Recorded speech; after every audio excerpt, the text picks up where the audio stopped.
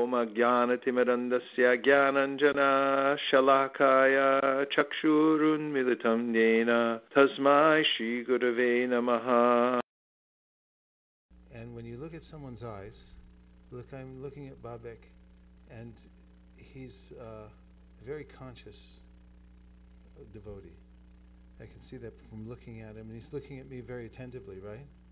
So someone else that I meet somewhere else, they may not be attentive. So living entity has attention. We can put our attention anywhere, and that's our choice. That's our free will. We can put our attention on Krishna, or we can put our attention on any number of things in this world. So every person that you meet is a living entity and has a choice where to place his or her attention. So, first of all, you have to notice where their attention is going. So you have to get people's attention first. And then you notice what is their level of consciousness. And you can tell that by looking at them. So the first thing is, raise your hand like this. Everyone raise your right hand. Now from the palm of your hand, there comes a very powerful ray of energy that you can point at someone. And when you point it at someone and you activate the ray by saying the mantra I'm about to teach you, then that person, you'll get a feedback like radar. Have you ever been shot by a radar gun? Anybody here? Ever get a ticket? Yes. Did they put a radar gun on your car? Yes. Did they tell you how fast you were going afterwards? Yes. How did they know that? Some invisible rays. It's an invisible ray that came out of the radar gun, and it bounced off your car, it came back to the machine, and it said, you are going 81 miles an hour, therefore you owe us $264, right?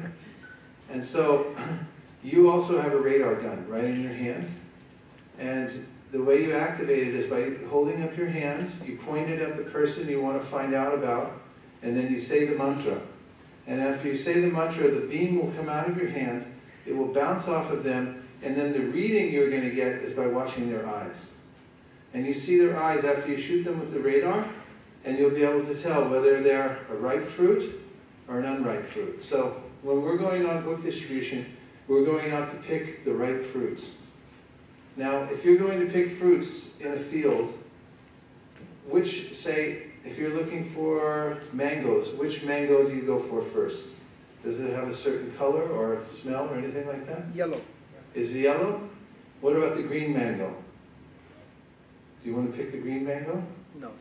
What if you see the green mango and you grab onto it and you pull it? Does it come off very easily? Some green mangoes are... Some green mangoes are okay, but do they stick to the tree? Yes. Yeah. Okay, so green mango, you can pull it really hard and the whole branch will come down, right? Yeah. But the ripe mango, you just tap it a little bit, it'll come off in your hand. Is that right? Yes. So similarly with people, same way. Some are ripe, some are unripe. So we're looking for the ones that are? Ripe. Right. And the unripe ones, what do we do? Do we grab them? Do we pull them? Do we pull the whole branch off and drag it down the street? Or do you just let it go? Let it go. Okay, so you let the unripe mangoes go, and the ripe mangoes come off in your hand. Simple, right? Yes, probably. So we are looking for the ripe mangoes. Now here's how you find out. Okay, here you go. Hold up your hand, point it at somebody. Don't point it all at me, I can't handle all of it. It's too intense. And I'm going to give you the mantra to activate the beam that will be able, you'll get your reading back. So after you shoot the beam and you say the mantra, shoot the beam, you look at their eyes and then you're going to get a reading. Are you ready? You're pointing at somebody? Yes. Point at somebody specific. Okay, repeat after me. Hi! Hi! Okay, what reading did you get back? Anybody? Smile. Smile must be a ripe fruit. Anyone else? What else? Did anybody ignore you? Yeah. See, the thing is, you got a room full of ripe fruits here. Now, if you go down to, what is the street we went to before? The last one we were at. The university way. Okay, say you're on university. If you walk up to somebody and you go like this, hi, what are 3 various reactions you might get that are different? Hi, back. Somebody might say smile and say hi back. Ripe or unripe? Right. Okay. Next one. What's another reaction you might get? Yes? They may smile, say hi, and walk past. They might say smile, or they might indicate they might make kind of a smile like this. A smile with no teeth. That's the kind of smile like that. Ripe or unripe? Probably unripe. And then what's a third one that might be more drastic in the negative side? They don't talk to you. They don't even they don't acknowledge that you're there. They don't give you their attention, right? So they know you're there. Living entities are very sensitive. That's why they're called sentient beings, because they have senses and they can tell who's there. And especially if you say hi.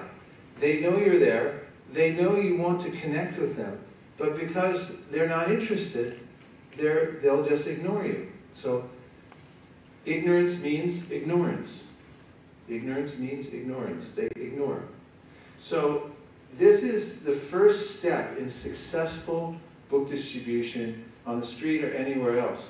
You have to first make a conscious contact with the living entity and decide whether he or she is ripe or unripe. And sometimes it's in the middle and you don't know, so you just have to try. Just like on the tree, when you go to pick fruits, you're not sure exactly which one's completely ready and which one's not. So you may have to grab it a little bit and say, okay, ripe, and pull it off. And other times you just leave it on the vine. So according to the Shastra, Ishvare Taradineshu Bali Sheshu Dvisatsucha Prema Maitri Kripopeksha Yakaroti Samadhimaha. The preacher is a Majjhima Adhikari, and she looks for 4 entities. Krishna, and offers prema. For the devotees, offers friendship in the appropriate ways. For the innocent, pours in as much mercy as possible. And for the envious, those who are not interested, don't like God, upeksha means indifference. You don't have to deal with them. Make you feel better? Make your job easier? We're not in as much of a business of convincing people as we are selecting. Select, don't try to convince so much. Don't spend so much time. People always ask me this question. Yesterday, devotees asked me about 4 times. What do I do about people who say, I'm born again Christian, I don't like what you're doing? Don't try to convince them. You don't have to. Just select the people that are already ready. If there's an opening there, take it and pour in as much mercy as you can. That means engage them by taking a book, taking prasadam, chanting the Maha Mantra, and so forth. Okay? So that's the first step. Everyone try it again. Put up your radar. Hi. Hi. Okay, so your homework. You should go around and try this wherever you go, in your office or whatever. It's not going to hurt you. It's not going to hurt anybody else. Just try this whenever you're walking around. Because most people, they ignore each other up and down the street. They'll just walk past, it's like, I'm in my world, you're in your world, we don't pay attention at all. But if you start doing this, you go up to people and say, hi, hi, hi, hi, hi. You'll notice, don't even plan that you're going to give them a book or talk to them or anything like that. Just see how they respond. See how your environment is responding to you. Hi. See? The living entity is there. He can respond. If I do this to the chair or the table, hi, nothing.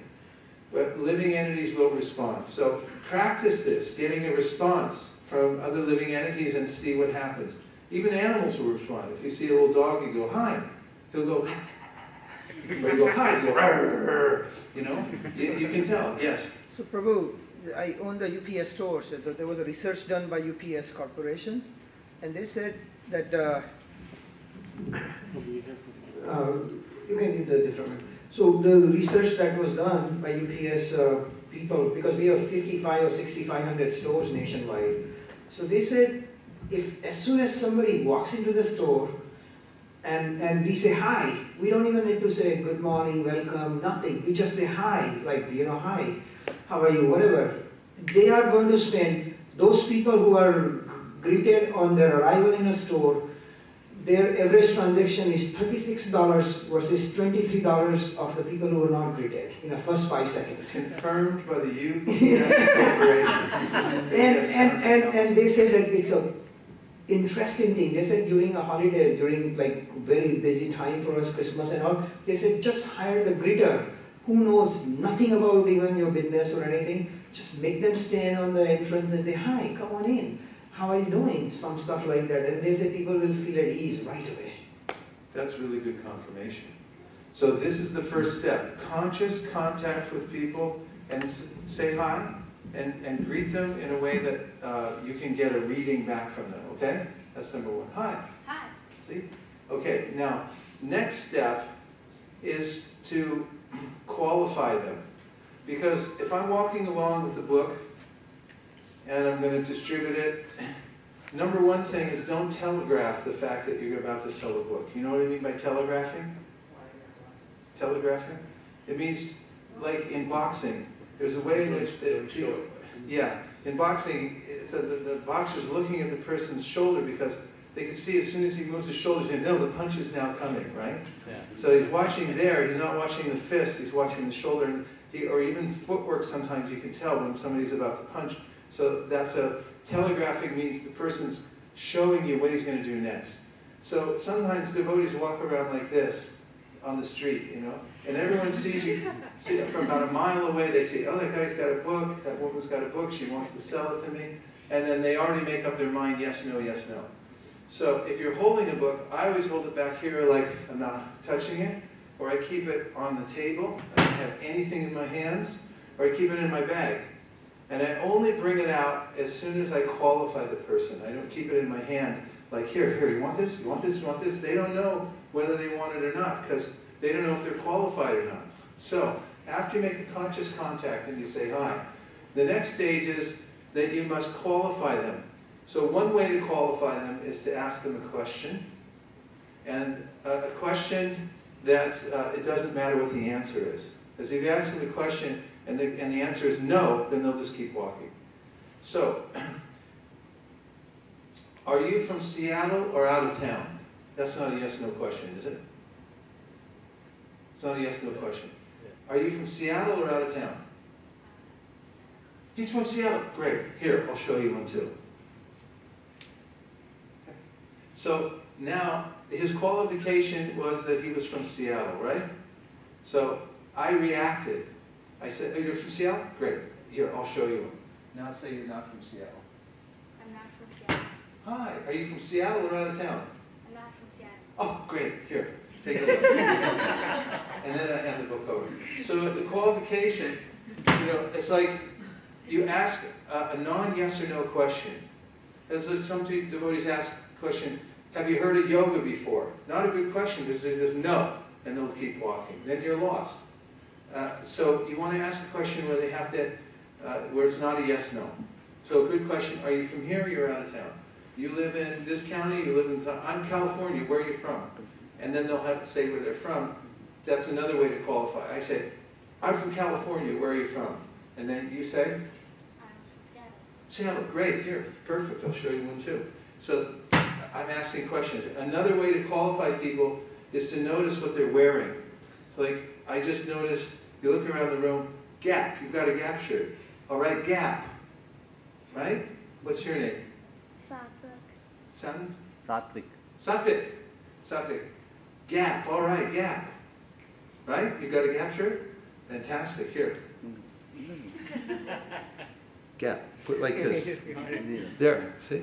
So, you sometimes notice something that they're wearing. Gap. All right, Gap. So we have a connection now, because person's wearing a Gap shirt, somebody's wearing a University of Washington shirt. UW, you know, it's like, all right, UW. UW? UW? Are you from UW or another place? You know, are you a student or teacher? UW, are you a student or teacher? That's not a yes/no question. So we ask people that who are obviously students. Are you a student or teacher? Student or teacher? Student. All right. So, see, these are qualifying questions. So the first thing is, you make a conscious contact, see if they're ripe or unripe. If they're not ripe, you let them go. If they're ripe, make a qualifying question. You say, are you from here or out of town? Are you a student or a teacher? Okay. So as soon as they're qualified, my body language says, okay, you qualify. So, Seattle or out of town? Out of town. Great. See, my body language? I'm like, perfect. Perfect. That's it. That's the answer I was looking for. That was the right answer you just gave me. Okay. Now the next thing is to hand over the book. Say we're distributing the Bhagavad Gita. What I'm talking about now is specifically, this particular template I'm giving you now is specifically for Westerners, not for Indians. There's a different template. It is, because they know Bhagavad Gita, and if you approach them and say, here, Bhagavad Gita, it's like, what are you talking about? Of course I know Bhagavad Gita. This is not something they can accept, but I have a different template for that. But I want to teach you how to approach Westerners, which you'll find plenty of here in Seattle, right? So you just said you're not from Seattle, right? You said you're from Seattle. Either way. Okay, good. So I'm saying, great, and here, I'll show you one too. I'll show you this. Now say the word show. Show. We say show. Show. Show. Show. Show. Show. Show. Show. Show. Show. Show. Show. Show. Show. So what are we doing? Showing. What are we doing? Showing. What are we doing? Showing. What are we doing? Showing. What are we doing? Showing. That's all we're doing. We're just showing it. There's no harm in showing things, right? We're not giving it. We're not selling it. We're not passing them out. Put a big red X through all of those. Not giving, not passing out, not selling. We are. Showing. We are. Showing. We are. Showing. We are. Showing. We are. Showing. That's all we're doing. We're showing. There's no harm in showing something, is there? Okay, so here, I'll show you this. Now, as I'm handing the book over, you'll notice there's an arc as I'm handing the book over. You notice the arc? Now, in the arc, you have to give a statement as you're handing the book over. As you are handing the book over, you're giving a statement about what's in it for them. Because every person in Seattle is tuned in to one radio station. And that radio station is WII-FM. Do you know the radio station WII-FM? What's in it for me? That's what everyone wants to, every living entity in the material world, according to Shukadeva Goswami, wants to know what's in it for me. So now as I'm handing the book over, I tell them what's in it for them.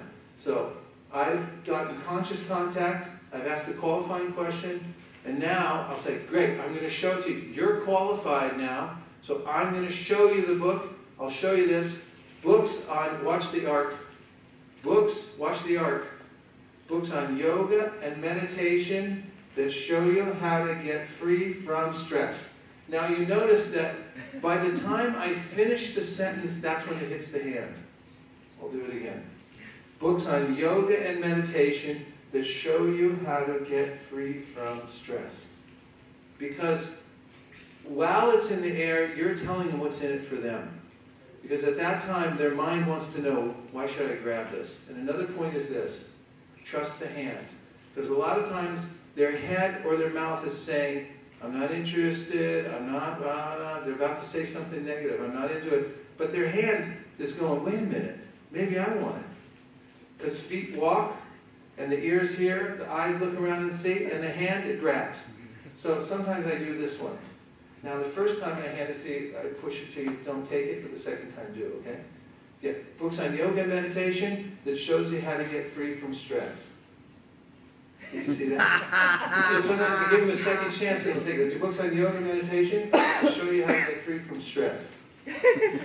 So the hands go for it, and sometimes, and that's very important for the hands to accept it. As soon as they put it in their hand and accept it, the hands grab it.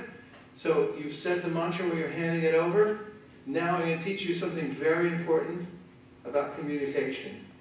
And that is whoever is asking the questions is controlling the conversation. Whoever is asking the questions is leading the conversation. Because a question mark is a hook. Now if you write a 10-page email to your best friend, and you don't include the most important, most powerful of all punctuation marks in the English language, which is a Question mark. Then he or she does not have to answer you. But if you write a one-sentence or even one-word email to your friend, relative, or anybody else, and you put one of these most powerful punctuation marks, which is a, they have to answer you. And if they don't answer you, the next time you see them, say, why didn't you answer me? Because I put a hook inside the email and you didn't respond. So it's the same thing in a conversation when you're distributing a book. Don't tell, ask. Become a master asker. Because if you're asking questions, You're leading the conversation whatever way you want it to go because you've got the hook. And if they're asking you questions, they're pulling you along in whatever way they want the conversation to go. Therefore, oftentimes, questions are the answer. For instance, if people ask you questions that you can't answer, answer with a question. Answer a question with a question. Please say that. Answer a question with a question. So, for instance, if I ask you, is this Hindu? Is this book Hindu? What would you say? That's not a question. Is this book Hindu? You have to answer a question with a question. Is this book Hindu? What do you think? Okay, that's a question, but maybe you don't want to know what they think. Be careful what you ask them.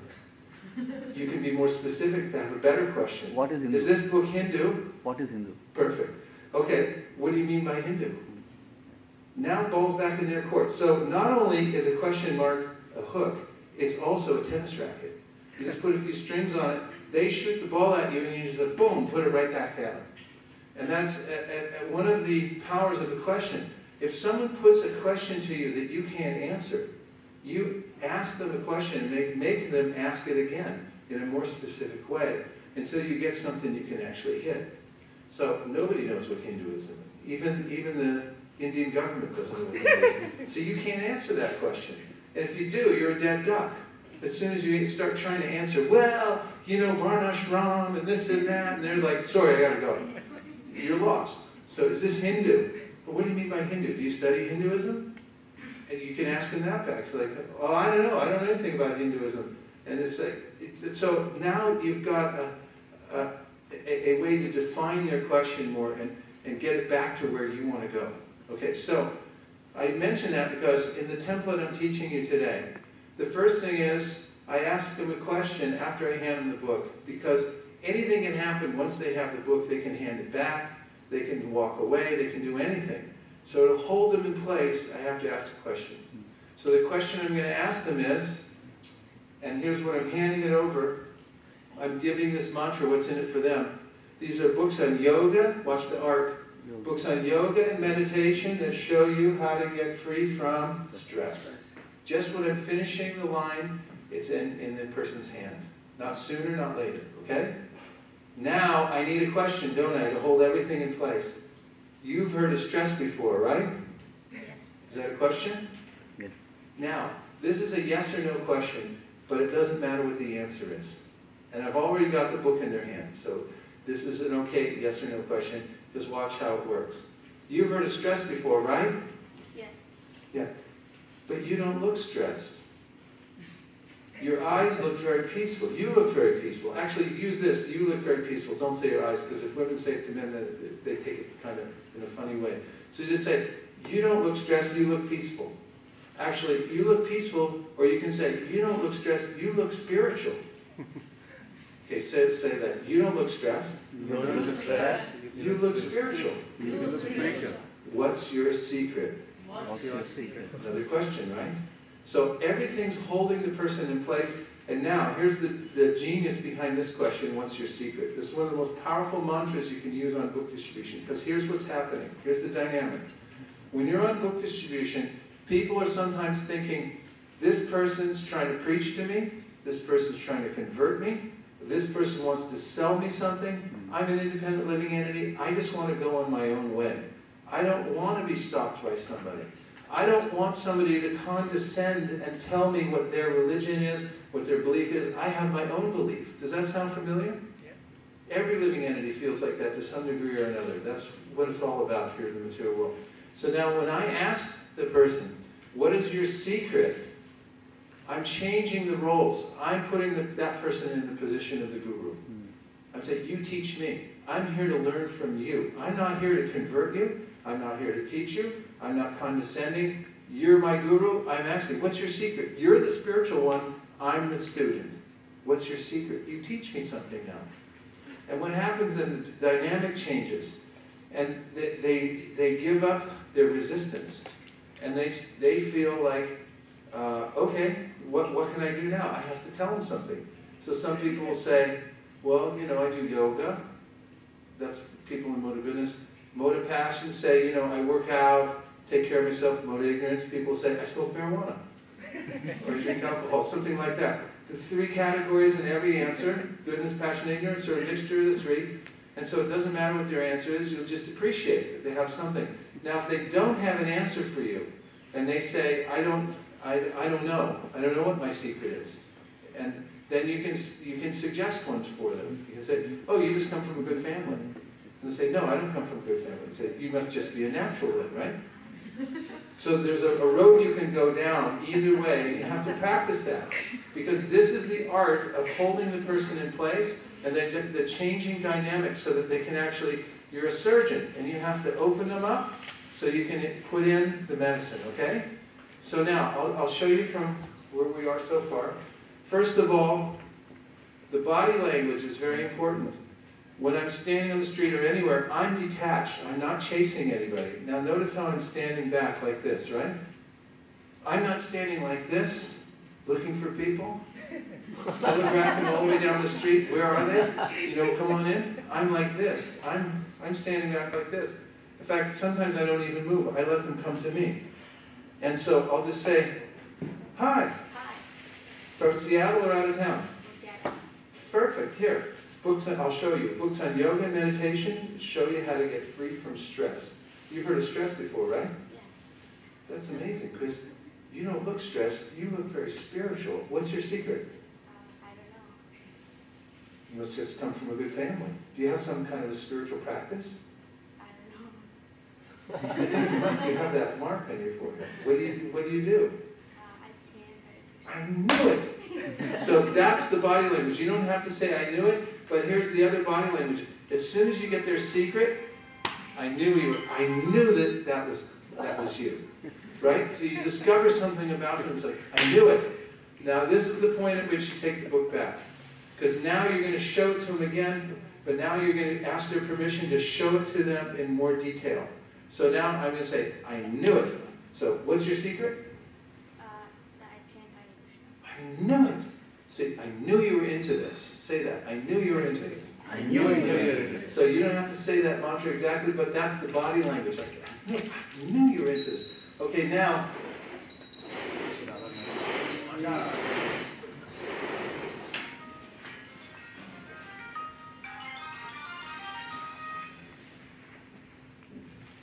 Okay, ready for the next part? Are you with me so far? Yes, Okay, next part is, I'm going to take the book back, and if you ever in school have ever done the exercise called show and tell.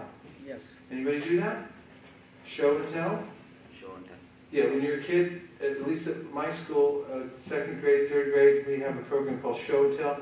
You get to bring something from home, your pet, or something you're making, and you get up in front of class and you say, here's my hamster, his name is Pinky, he eats grass, and stuff like that. And all you do is show and tell, right? That's show and tell.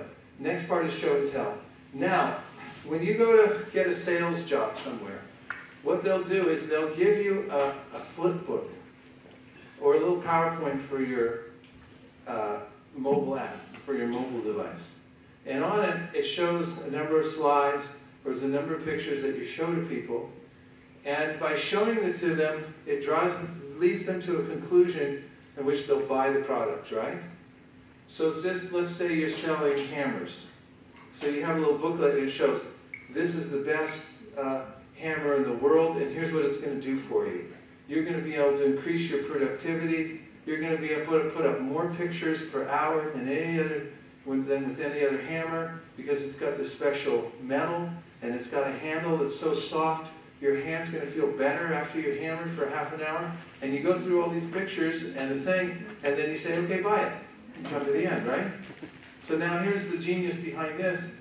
The book is not only the flip book, but it's also the product. It's all in one. So that's why Prabhupada said that if you just present the books on their own merit, that people will take them, right? So all you have to show what's in and on the book, and then people will buy it. So here's a few things. Here's how I take the book back. He's got it in his hand, and I say, what's your secret? That I chant Hare Krishna. I knew it. Great. I'll show you really quick. And I'm going to say, I show you really quick. Everyone say that mantra. I show you really quick. And the reason it's really quick, and you're showing urgency, is because you're respecting their time. You're saying to them now, I know you're in a hurry, and this isn't going to take long, because I'm going to show you really quick, because I know you're in a hurry. And that's what I say. I'm going to show you really quick, because I know you're in a hurry. You're probably in a hurry, you're probably running, right? And then they know that you're going as fast as you possibly can to respect their time. Okay, so I'll show you really quick. So the next thing is I show them the back cover of the book. Now, on the back cover of this yellow version, it'll have a few names. Now, name dropping builds confidence in the heart of the person because they'll hear a name of somebody famous who's read this book. So there's a few on here. Do you know what's on the back here? Who's read this book? Mahatma Gandhi. Who else? Henry David Thoreau. Henry David Thoreau and Ralph Waldo Emerson. Okay, so people have to have had a little bit of education to know Thoreau and Emerson. Anybody who's been to college knows Thoreau and Emerson. Others may not have heard of them, but that's okay. You can name anyone. Most people have heard of Gandhi. Now, I add a couple of other names, all named Albert Einstein, because everyone in the world has heard of Albert Einstein. And I also add the Beatles, because everyone in the world's heard of the Beatles. Am I correct about that? Okay, good. Now, these four together, they show a diverse population of people who have read the book. So I'll say, yeah, I'll show you really quick. Thoreau, Emerson, Gandhi, and then I point to this side and say, Dr. Martin Luther King Jr., I forgot about him. Martin Luther King Jr., Albert Einstein, the Beatles. There's 6 people I named. So let's go over. Thoreau, Emerson, Gandhi, Dr. Martin Luther King Jr., Dr. Martin Luther King Jr., Dr. Martin Luther King Jr., Albert Einstein, the Beatles. So people revere Martin Luther King Jr. for being a liberator, for bringing up the civil rights movement and things like that. And it's a perfect name to bring up because it pulls on their heartstrings. Einstein is a well-known person, and the Beatles, somebody who's from mainstream popular culture that have read the book. So that gives a diversity of people. So you drop those names and you just throw them out like this, like you're pulling them out of a hat and say, look, Thoreau, Emerson, Gandhi, Einstein, Dr. Martin Luther King Jr., Albert Einstein, the Beatles. You name these 6. All these people read this book. Next thing is, you open the book up and you say, this was from the original Sanskrit language, and you show them the Sanskrit like this. You say, here, can you read this? Can you? No. He probably can't. But he's playing along. And I'll say, okay, I was just testing you. But it's all translated. And it's been translated over 500 times into different languages around the world. And now I'm turning to the front of the book, and you'll notice that inside there are some universities, right? Have you ever looked at these? Yes. And 2 of the most famous ones are right at the bottom of each page. One of them is Georgetown University, and the other one is University of Southern California. Have you all heard of those 2? Mm-hmm. Okay, so then I just drop names again. I point to the bottom and say, look, you've heard of Georgetown University? Yeah. Yeah? You've heard of USC? I don't have my glasses on, so it's probably in reverse order. But he just agreed, he's heard of those. So we're getting a bunch of yeses from him. Next I say, now here it is in a nutshell. Everyone say that. Again, I'm doing everything quick, and it's in a nutshell, and I say, look at this. Now, can you see this picture of the changing bodies? Yeah. Have you ever seen this picture before? Have you? Yes or yes? Yes. Do you like it? Yes. Do you notice it? Yes. You may not notice it very much because you've seen it so many times. But other people, when they see this, they actually jump back a little bit because nobody gets a chance to actually see how their life is going by all in one shot. And you'll notice if you show this to people, it gives them a quick idea that this is an unusual book, something they've never seen before. So I say, here's what I say for the mantra. I point to the little baby here and I say, look, we start here, and then I make a sweeping motion like this with my finger. Can you see? And then I show the man going into old age and then leaving, and he's saying, we end up here, we're just passing through, we're all passing through. So repeat after me. Look at, we all start here. We all start here. We end up here. We end up here. We're just passing through. We're just passing through. Life's a quick journey. Life's a quick journey. Now open to the next page. This has a picture of a sage, and he's seeing what? What entities does he see? Soul. Dog. Right. A Brahmin, a cow, an elephant, a dog, and a dog eater, right? So I show people, I say, look at, this is a self-realized person. He or she treats everybody with respect because he or she sees the spirit within everyone's heart. Okay? Self-realized person treats everyone with respect because he or she sees that there's spirit within everyone's heart. Please repeat. Self-realized person sees everyone equally and treats them with respect. Everyone equally and treats them with respect. Because he or she sees there's spirit within everyone's heart. Because he or she sees spirit within everyone. Now here's another one. See the horses? You know the horses? Okay, point that out. Just say, look, these are the senses. They're very powerful like horses. Seeing, hearing, touching, smelling, and so forth. And then you say, the reins are the mind, the driver is the intelligence, and the passenger is us. So I say the first benefit of yoga is it shows you how to control your senses so you can go in the direction that you want to go. Okay? Now the next one is, everybody with me? Yes. Okay. Next one, see, you've heard of karma before, right? It's about time for a question, isn't it? Because the question is a hook. Whoever's asking the questions is leading the conversation, right? So you want to keep asking questions. You have to become a master asker. Become a master asker. Okay, so now, say you've heard of karma before, right? Yes? Right. What does it mean to you? Another question. What does it mean to you? If you do something, it comes back to you. Watch my reaction. Whoa! I really like the way you put things. Okay, so now you're going to ask me what karma is, and I'm going to answer you with some answer, and as soon as I answer you, I want you to wind up like this and go, whoa! That's a great answer. I really like the way you put things. Are you all ready? Yeah. Do you know what you're supposed to do? Yes. Okay, ask me a question.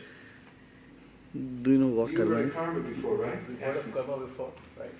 Yes? You got the karma before. What does it mean to you? What does it mean to you? You know, stuff goes around and up and down and all kinds of stuff. Wow, I really know that. Come on, everyone at once. You have to go, whoa! Wow! Come on, you get really dramatic. Whoa! I said, I really like the way you put things. Are you ready to try? Okay, ready for the whoa? Whoa! I really like the way you put things. Now you really got to put yourself into it. And what this does in your presentation, you're waiting for this, and it gives you energy, because you're waiting to really put some energy into the last part of the presentation. And when you do that, the people become like enthusiastic like anything. Because remember, they're teaching you something. You're respecting them, that they're the guru, they're teaching you something, okay? So you ask me again, you ask me, what is karma? What is karma? You say, you've heard of karma before, right? What does it mean to you? 2 questions. Try it. You've heard of karma before? Yeah? What does it mean to you? Well, you know, like whatever goes around comes around, right? Wow! You know the answer. I like how you put things. Nice. Really, very good. Feel free to like go into the bozo zone and really. Yeah. In public speaking, they teach you this exercise. You get up in front of the room, they film you, and they'll give you a passage to read, and they'll say, "Get in the bozo zone," which means you over-articulate and you over-gesticulate, and then they show you the film. And most people, they hold in like this when they're talking publicly, and they're talking to other people. They don't know it, but they clamp up. So when you overdo it, you're just about in the right zone. So when you're talking to people, remember to really get into the bozo zone with that. Whoa! It's amazing. I really like the way you put things. And then sometimes I say this is a mantra you should write down because I use it all the time. You can use it once per conversation, and it's very powerful. You say, if there were more people like you in the world, it would be a better place to live. If there were more people like, write it down. If there are more people like you in the world, it would be a better place to live. You can use it once per conversation, not twice. And if you wait for the right time, when somebody tells you what they do or how they feel about life or something like that, so, well, if there were more people like you in the world, it would be a better place to live. Okay, it's generic, you can use it anytime. Okay, now we come to humor. You need some humor in your presentation. So here comes a little joke. So now, they told you karma, you were really amazed, and you can even show them a picture of the cow and the man and say, look, you know, what you say is true. And another thing I say is, if more people thought like you in the world, it would be a better place to live. And look at this. Man with the cow's head, cow with the man's head, and look, whatever we do comes right back to us. We get immediate response from our environment. Now I ask him, what do you do professionally? Everyone say that. What do you do professionally? Yeah. So what are the kind of things they'll say? Engineer. Then so the engineer, and then they'll say, what kind of engineer? Electrical engineer. Really? Look at. And then I show them this guy. Have you seen this guy? I say, look, this guy used to be an electrical engineer. What's another kind of profession? What do you do professionally? Somebody else. I'm a teacher. What kind of teacher? Oh, math teacher. What grade? 9th grade. You're kidding me. Look at. This guy used to be a 9th grade math teacher. Ask him as specifically as possible what he did. Someone will say, you know, I'm a dancer. It's like, you're kidding me. Look, this guy used to be a dancer. Okay? So these kinds of jokes you can use really nicely. Brugapati Prabhu, who goes out every day in book distribution, he on the campuses, he does a really quick presentation. When he opens the book, he'll say, so what's your major? And they'll say, you know, electrical engineering. And then he'll open to any picture in the book and he'll say, how's this for an electrical engineering picture?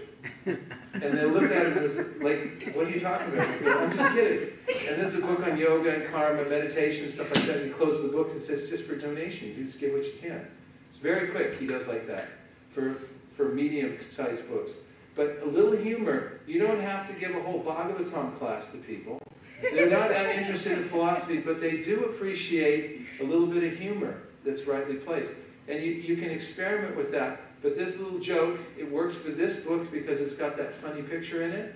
But you can use it in other circumstances also. It's like someone says, you know, I'm a botanist. And you say, look, how's this for a botany picture?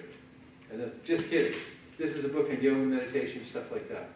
Okay, so now I'm coming to the end part. Now, they laugh when you say, really, this guy used to be an electrical engineer. And then what do they say? Ha, ha, ha, ha, ha. 50% of the people say, ha, ha, ha, ha, ha. And the other 50% of the people will say, really? And they say, no, not really, I'm just kidding. And then they go, ha, ha, ha, ha, ha. So right when they're going, ha, ha, ha, ha, ha, and this is in sales actually, when people laugh at your joke, they owe you. Keep that in mind.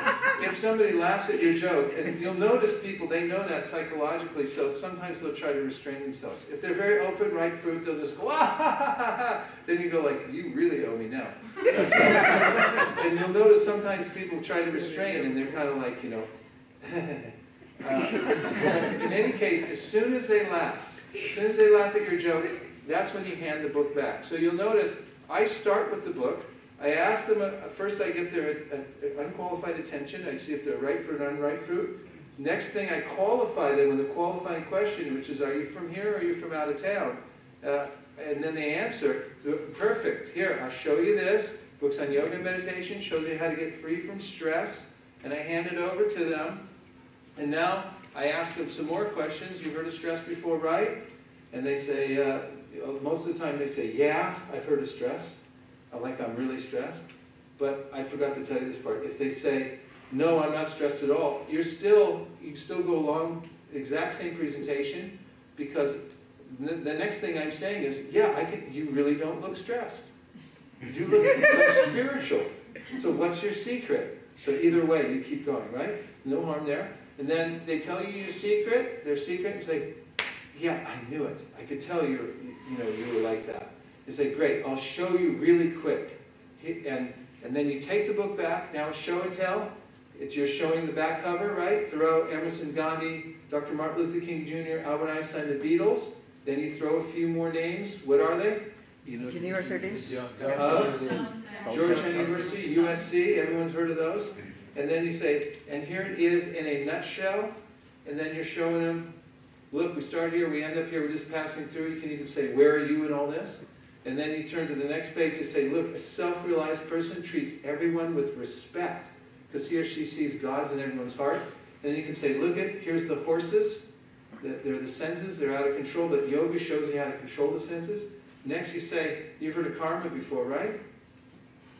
Yeah. What does it mean to you? If they say no, What? if they say no, Then it's okay, you just skip to the next part. At any point in this thing, this is just a template, and the aberrations will come right, left, and center. But don't worry about it, you just skip to the next part if you have to.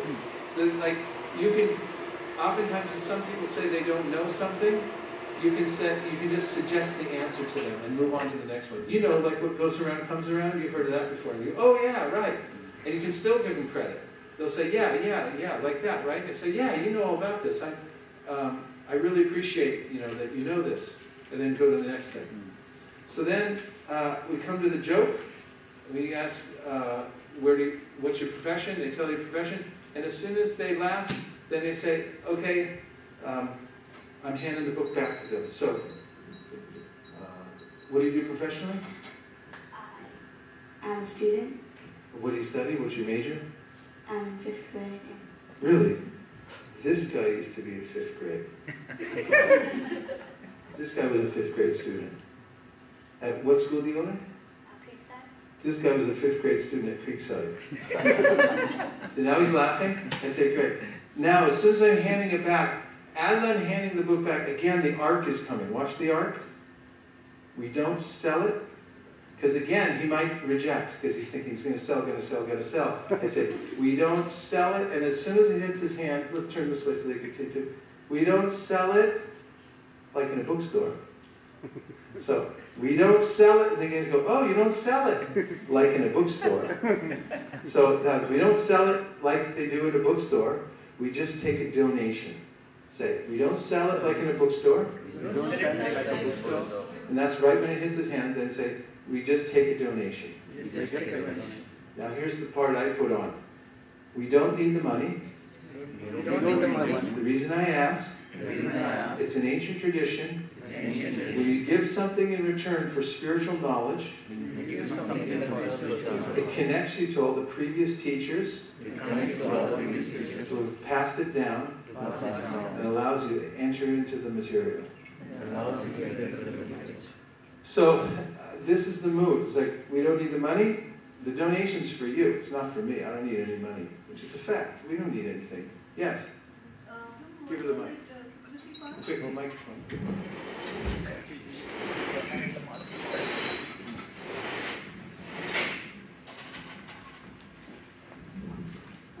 Hare Krishna Prabhu. Prabhu, what was that Sukriti part you were telling yesterday? Which part? Sukriti, you will get Sukriti. Yeah, I say it's an ancient law called Sukriti, which means that it gives you the power to read and understand the book. When you give a donation, it gives you this what's called Sukriti, and that gives you the intelligence and the power to actually understand and read the book, which is a fact. Now, about the donation, that is that Krishna says in the Bhagavad Gita that don't preach to people who are not devoted or austere. Right? Yeah. So what are we doing? Are we preaching to people who are not devoted or austere? Yeah. Yes or yes? Of course. So when they give a donation, that's an austerity. And you can tell, because when you ask people, they start going, like, it's like, would you like to take a cold shower? It's like, would you like to give a donation? A lot of people just say, like, sure, I'll give a donation. That's like 20% of the people. Sure, yeah, obviously I'll give a donation. Other people start going, I don't have any money, and then you have to do a little dance with them. And take them through to help them do the austerity. But when they give a donation, they're showing some devotion. Krishna takes it as a devotion. Money's nothing, it's just a token. Krishna doesn't want their money, he wants them. He wants their heart. He wants their love. But that's what we can get from them right now. We're out there to engage them in devotional service. Neha vikramanashosti pratyavayamavidite swalpamapyasya dharmasya trayate mahatobaya. If they give 1 penny, that's their start, going back to Godhead. Prabhupada used to say that 1 penny, 1 cent, we'll accept it, and you take that. And he used to tell the story of a brahmachari about your age who was going door to door, and the householder couple was in a bad mood. They were having a fight. So he opened the door and said, we're collecting alms for the temple. And the woman of the house said, give him some ashes and tell him to go away. So she took some ashes. The man took some ashes from the stove, threw it in his little cloth, and said, here, get out of here. So he took it to the pujari. He said, use these ashes to polish the brass for the deities. So every day he applied a little of the ash, which is good for polishing brass. And then, meanwhile, the hearts of the residents were becoming purified. And 3 months later, the brahmachari went back to the house, just by routine. And they came out and they fell at his feet, and they said, we're so sorry. And they'd been purified. And Prabhupada said, from 1 pinch of ashes, back home, back to Godhead. So the same way. And the other thing is, if you ask for something small, a lot of times, it starts them because they don't know how to start. So you just say, give something a little bit, and then it turns into something big.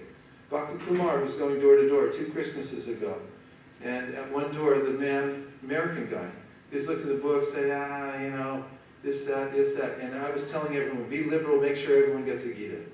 So he was really kind of pressing a little bit. He said, all right, just give 1 penny then, and keep it. He goes, you're going to give me this book for 1 penny. And he goes, yeah. So the guy said, okay, I'm giving you a penny. So he puts the book down, he goes to the back of the house, and actually he carried the book with him. And he was going through his drawers trying to find 1 penny. And his wife came in and said, what are you doing? And he said, I'm looking for a penny. She said, why? He said, because the guy in front had this book. He could hear them talking. And he said, he's there, and it's like, I'm giving him a penny for it, because he said any donation. And she said, let me see the book. She starts looking at it, she goes, you're not giving a penny for this book. And she brought him back out there and made him give $50. So Bhakti Kumar comes running down the hallway. Yeah, give it a hand. So Bhakti Kumar comes running down the hallway, and he goes, you're not going to believe this. What happened? I asked for a penny, and they gave me $50. The wife made him give, and stuff like that. So then we coined what we call literally the penny principle. You may ask for, 1 penny. That's their start in spiritual life, to ask them for that donation. What was your question again? Yeah, the Sukriti question. Yeah. I forgot how I even got to this point. But for the donations, yeah, they get qualification if you take a little something from them, and then it actually does qualify them to read the book. And Prabhupada used to say this all the time, that they'll give their $10 and then they'll walk away and say, let me see what I've given this nonsense, why I've given my hard-earned $10. Now I'm going to look and see what's in the book. If you give it away too cheaply, then they don't take it seriously. That's why we just don't hand them out for free. Now, people can pay in other ways besides money. They can pay attention. So you will meet people who are sincere. They look at the book, they listen to your presentation, they really like it, they're sincere, and they're giving you their attention this whole time. And now you ask them for a donation to say, I don't have any money, and you verify they don't have any money.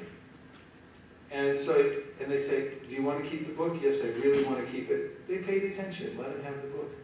It all comes out in the wash. Somebody will give 5 cents for a book, sincerely that's all they have. Another person will come along and give $50, and it'll balance out.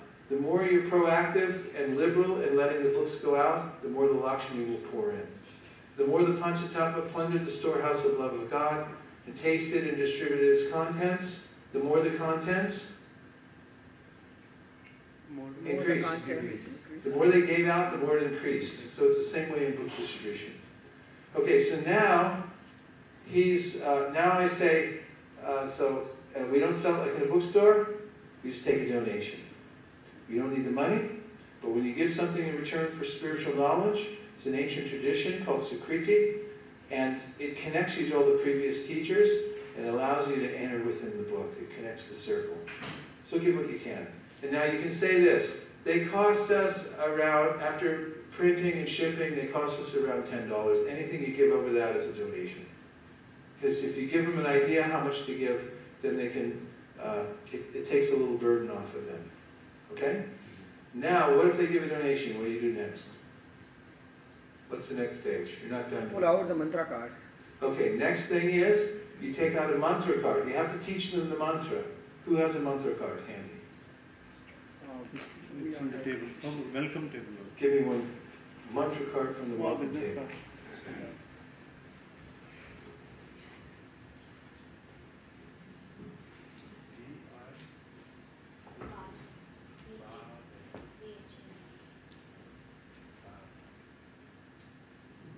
Bob Eck's been fantastic too. Let's give him a hand.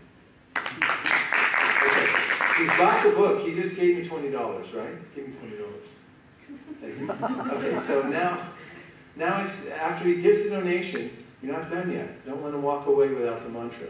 You say, now I'm going to teach you a mantra that, you've heard of mantra before. I got it. Okay. And I'll say to people, you believe in the power of prayer, right? And people will say what? Yes. Yes. And some people will say no. So if they say yes, you say, great, I'm going to teach it to you. And if they say no, say, perfect, I'm going to give you a mantra. Say, oh, you believe in the power of prayer, right? They say, Yes. no, I don't believe in prayer. Say, perfect, I'm going to give you a mantra.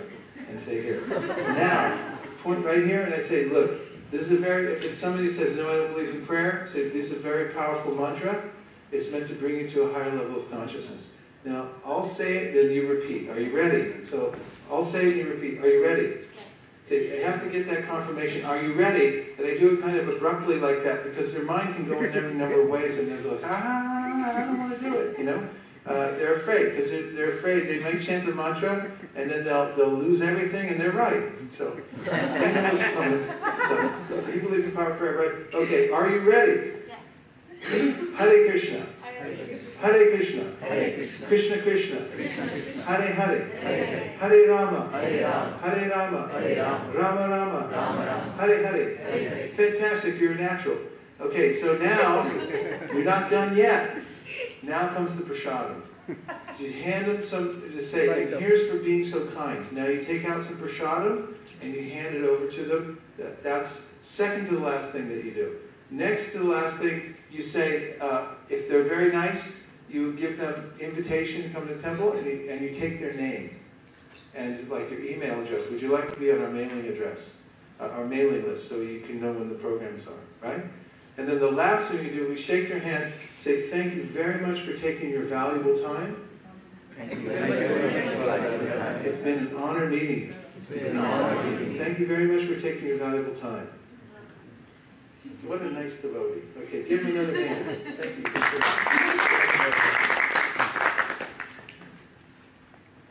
Questions? Questions are the answer. So I saw, Prabhu, if they don't have a money, then at that point we're going to take Bhagavad Gita back and give them a small book, maybe?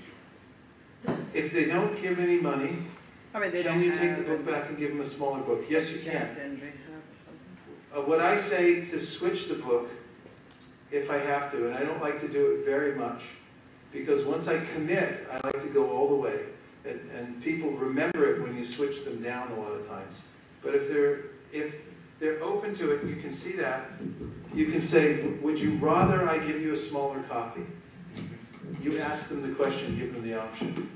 Would you rather I give you a smaller copy? Because sometimes people will say, I don't have any money, and then a lot of times they volunteer to give the book back, and they'll say, why don't you give it to somebody else, who has some money, or something like that. And then you can say, would you rather I give you a smaller copy? Everyone say, please. See, you're asking them, you're not telling them, and then they'll agree to it, and then say, great, I'll give you this, and you can give them a chant and be happy, or whatever it is you're going to give them. Or, on chanting. Yes? Could I ask a question to what you said? Okay. So we've already told them that I don't need the money. And then then this one doesn't connect with what we already said. That's why I don't switch down too much. Anybody who watched me yesterday can see that I generally don't switch down, but there is a case in which they're actually, they're expressing the fact that they don't want to take the book without giving a donation. And you're doing it for their sake. Because they have feelings, and they, sometimes people are like, if I can't donate, I don't want to take the book. And then you're saying, okay, would you rather that I give you a smaller copy? They're making the choice, right? They say, yeah. But sometimes they'll say, no, I want to keep this. They say, perfect, go ahead. No resistance, let them go. But if they say, no, I'd rather have a smaller copy, give them a smaller copy. Because they can't digest the big thing right now. They couldn't give the donation. They can't justify in their own mind taking the big book, something like that, right? And also, they have to make judgment calls too. If someone's actually belligerently against giving the donation, they have the money right there. They could give the donation, even if when you stipulate, you can just give something small, you can give your change, something like that, just to show. And you explain it to them. And they say, no, I won't give. In those cases, I also make in consideration. I met one yesterday. There were a bunch of drug dealers on the corner, and I went up and approached them. And I was talking to him, and one of them sort of, I showed him a book, and he goes, yeah, I think my girlfriend would be into this. And then I said, okay, so we just take a donation. And I told him, because when you give the donation, it qualifies you to read the book. Because, this is spiritual knowledge, and you have to pay a little price. He goes, and he became belligerent about it. And you should give it for free and all this kind of stuff. And his mentality wasn't right. It just wasn't right. So, and I said, look, maybe I'll catch you next time. And I took the book back. And the guy next to him bought it. Was happy to give a donation. So you have to make a judgment call sometimes. Yes, Mataji. Prabhu, what we do, when we find that there is a resistance, they can give and they're not giving.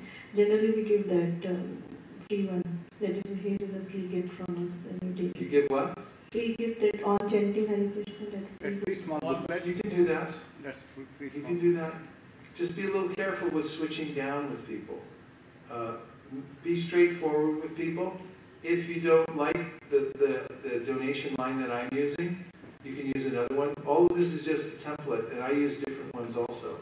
But this is one that I use very frequently. And if you're not comfortable with any part of it, you can readjust it for what works for you. But the main thing is, don't make it seem like you gave them one thing, and then at the end you changed your mind and gave it back, that you were insincere about. Be ready to commit if you're going to say a certain way. Like this happens when man, I was not even showing Gita, came and he was not in a very good clothes, so you can make it he doesn't make too much money, he was on the street. So he came and said, I want this book. And I showed small books, Chant and Be Happy or Higher Taste. He says, no, I want this Bhagavad Gita, but I don't have money. So then I says, okay, if you don't have money and if you really want it, I explain some part and then says, okay, keep it as a gift from us. So is that a right attitude or how should we go? Yeah, that's the right attitude. Because what we're really looking for is good homes for the book. And if someone comes out of their way and you verify that they're sincere, why do you want it? What do you want it for? And they say, I've been dying to read the Bhagavad Gita. I want to know the spiritual knowledge, but I don't have any money. And sometimes also, I take other kinds of donations. I'll tell you what was for me a heart-wrenching story, or heart-warming story. I was downtown in San Francisco for the Black Friday. You know Black Friday, right? Day after Thanksgiving, big shopping day. And so I met this one couple. They were an American couple. They're very down and out. They looked like they're drug addicts of some kind. But they were very enthusiastic about our chanting, and they really wanted a book. So I was showing it to them, and I could tell they had some special quality to them. And so he said, no money, I don't have any money. So I said, what do you have? I said, what else do you have? And they started pulling stuff out of their pockets, and they go, well, we got this lighter. They had a cigarette lighter. And I said, okay. He said, I have a cigarette lighter. I said, give it to me. And he looked at me like, okay, and he handed it over. And then I could tell both of them, right when they handed it over, they're like, man, that was valuable what you just gave him. Because to them, it was a very valuable thing. And I verified that later. Because they're drug addicts. They need something to light something. I don't know what they were taking, but later on, I was standing on the corner about an hour later, and one of their friends came over, and they said, I heard you have a lighter. I need a light for my cigarette. So you know what I did with that lighter? I do puja every day. And I took that lighter home, I purified it, and then I use it in my puja. And every time I light the ghee lamp for our deities, I'm thinking, these people are getting some special sukriti. And so, even if it's not money, you take something from people. You know, whatever they can give that's valuable to them, so they make some sacrifice, you know, you make some exchange like that. Yes, Prabhu, we gave that to one person. So he said, I don't have any money, I want it. And in return he says, okay, I have this Bible, you keep this Bible. You can use the Bible too. We've done that many times. Sometimes if you meet a born-again Christian who's, you know, like really bothering you and stuff like that, they'll you know, say, here, would you rather have a Bible? You just pull out of your box. You know, it's like, we don't believe in this stuff. So you go, oh, here, I have a Bible. Take this. And that keeps them quiet right away. Also, I was going door to door in an apartment complex, and we met this young Muslim man. And so he was very excited to get the book because he liked comparative religion and stuff. And so then he gave us 6 cans of orange soda, a book about the Quran and the Quran. Plus he gave some change too. I think he gave $3.50 in change, and he took the Bhagavad Gita. 6 cans of orange soda, a Quran, and a book about the Quran. So I took everything. And then I was walking around in the apartment complex, and I saw another guy get out of his car, so I went over, I approached him, I started to show him the Bhagavad Gita, and he goes, no, sorry, I'm a Muslim. I go, oh, I'm sorry, no problem. And I pulled out the Quran, and I said, here. And he goes, I'm a Muslim, I have the Quran. So I said, yeah, but you don't have this. And I pulled out the book about the Quran. And I said, here, take that. And he goes, oh, thanks. And I said, so it's for donation. So he gave me a donation, and then I gave him another book, one of Prabhupada's books. And so, you know, you can use everything. If you collect these things that they take you, this is what Sankirtan means. At all times, in all places, in all circumstances, it's Samyak Kirtan. You're looking how to use all the energy in the service to benefit the living entity. This is what Prabhupada says, the Madhyama Adhikari preacher, he knows how to do good for others. And that's the only game in town. Everything else is boring. Thinking how to do good for others is the only thing that's actually satisfying to the self. How to connect others to Krishna. That's why Krishna says in the Bhagavad Gita, it's the most dear service to me. And you have to innovate. And Prabhupada innovated. When he came to the Bowery, and when he came to the Haight-Ashbury, he was just looking how to get these people engaged.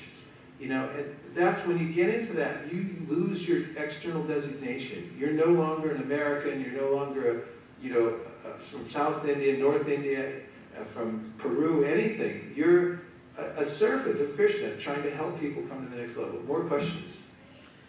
Yes? You know, microphone, please. I mean, anyway, I'll just say quickly. It's being recorded. So Prabhu, I don't have a cash, I say, and I say, but I have a, I don't have a cash, and I pull out, it's full of wallet, the credit cards. Yeah, when people say, I don't have cash, we say, perfect, we don't take cash. We take MasterCard, Visa, American Express, carte blanche. Huh? MasterCard, Visa, American Express, carte blanche, Diners Club. Here's how you take it. You get your smartphone, and you get your little, this is all you need. This little guy. This is called the Square. You plug it into your phone, you open the Square app on your phone, and then you take the credit card and you slide it right here, and then you have him sign the screen with his finger, and then you say, do you want the receipt mailed to you, emailed to you? He says yes, and you put it in like that, and you send it off. And there you go. And in this way, carrying this little device around, devotees are selling full sets of books sometimes. People just say, okay, how much is it? $250. Boom. Take the set. Take them off. And people on the street will give you their credit card. Don't think they won't. They will. There's some people that are just innocent, and some people say, oh, I'll give my credit card on the street. That's stupid.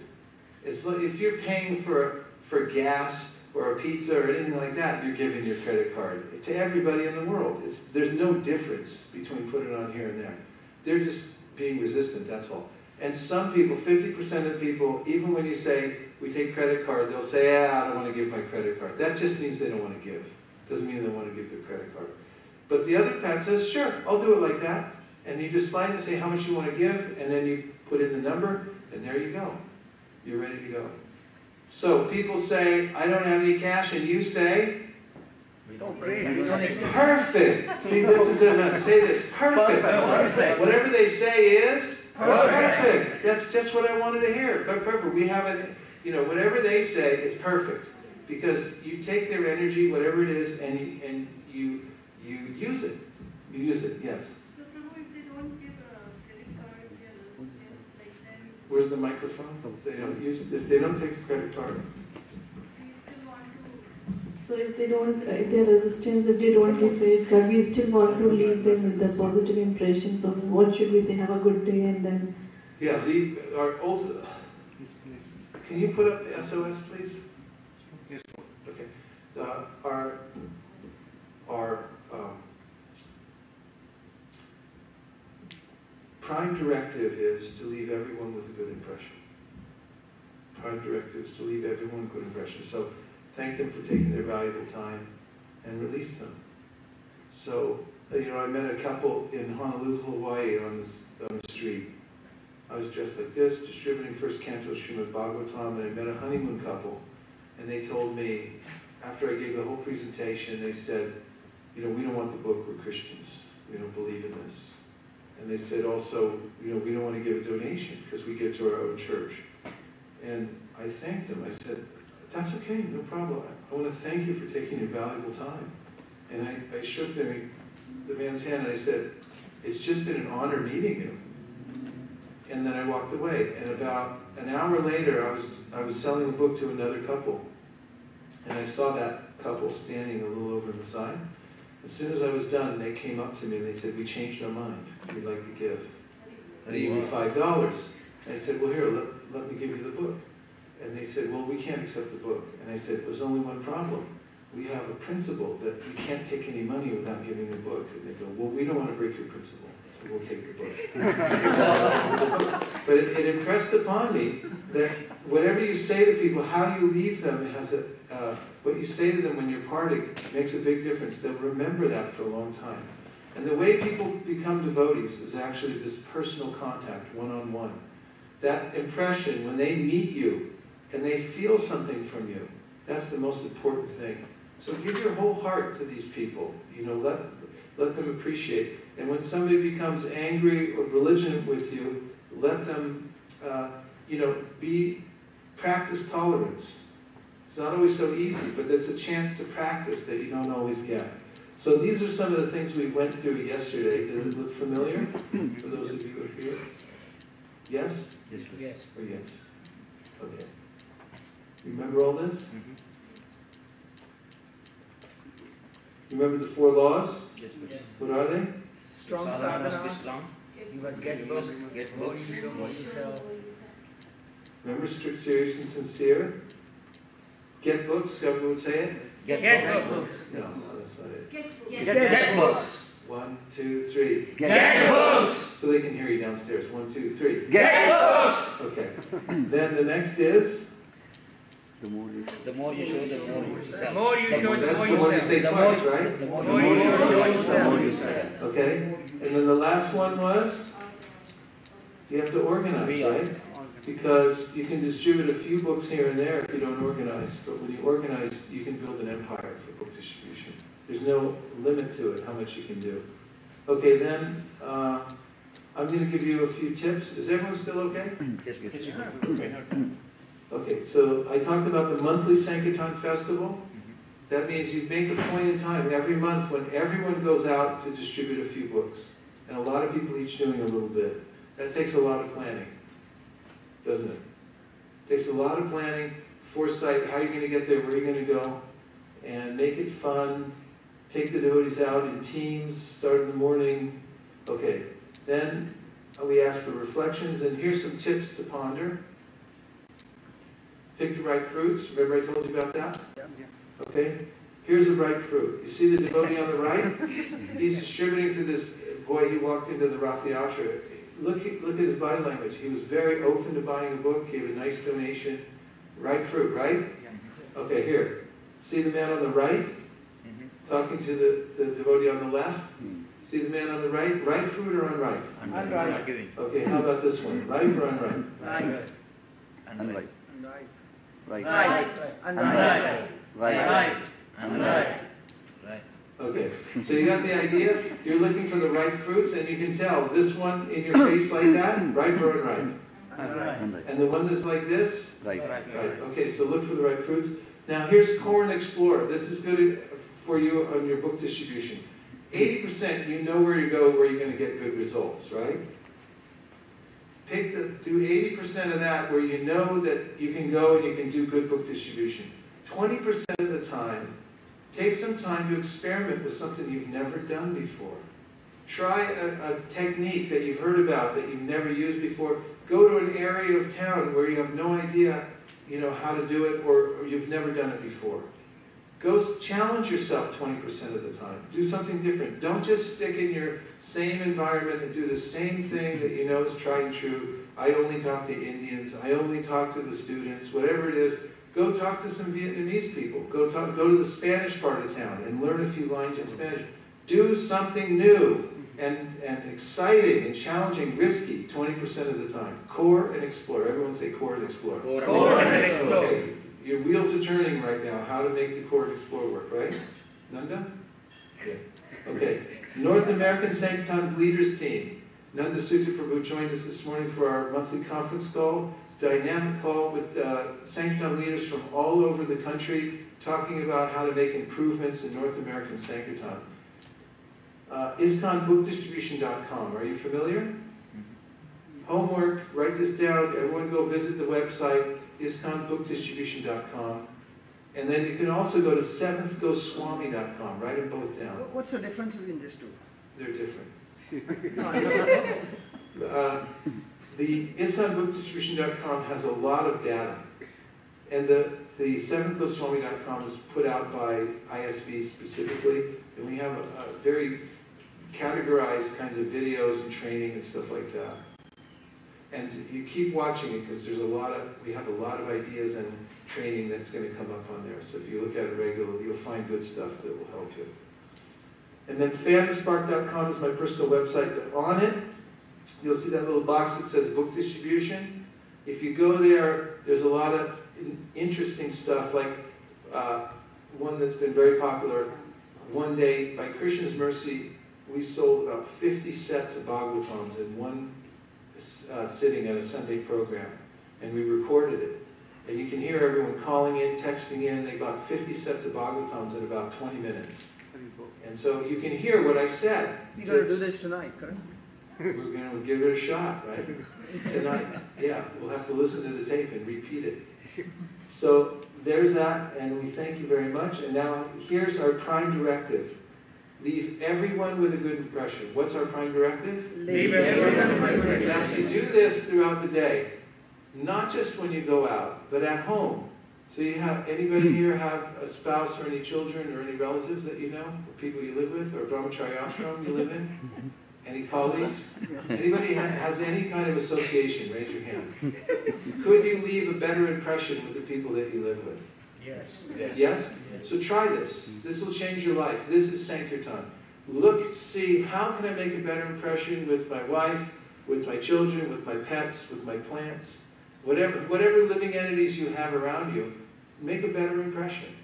Now, if you think like this, your life will change. And this is the mood of Sankirtan. You're thinking, how can I make the best possible impression on each person? Okay, next thing, we're in the service business.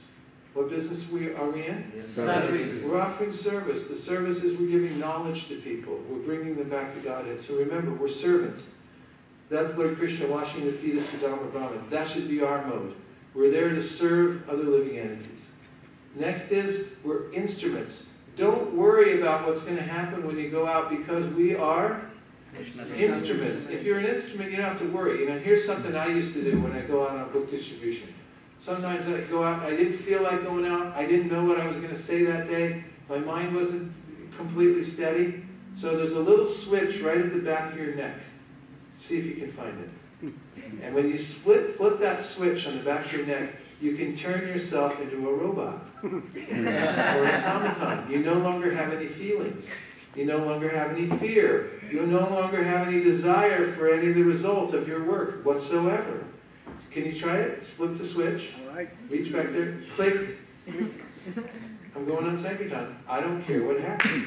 I don't care what the result is. I don't care what people say to me, because I'm a robot. I don't have any feelings.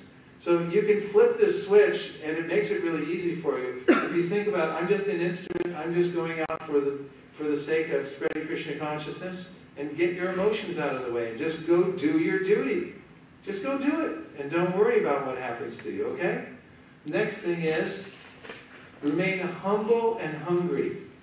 Don't think you know everything. Don't think that you've learned. My Madanga teacher always tells me, he says, as soon as you think you're done, you're done. As soon as you think, I know, I've got this down, I'm an expert, you're finished. You've got nothing more to learn, nowhere more to go. Always remain hungry and say, I want to know more, I want to be better. And you can never be too humble.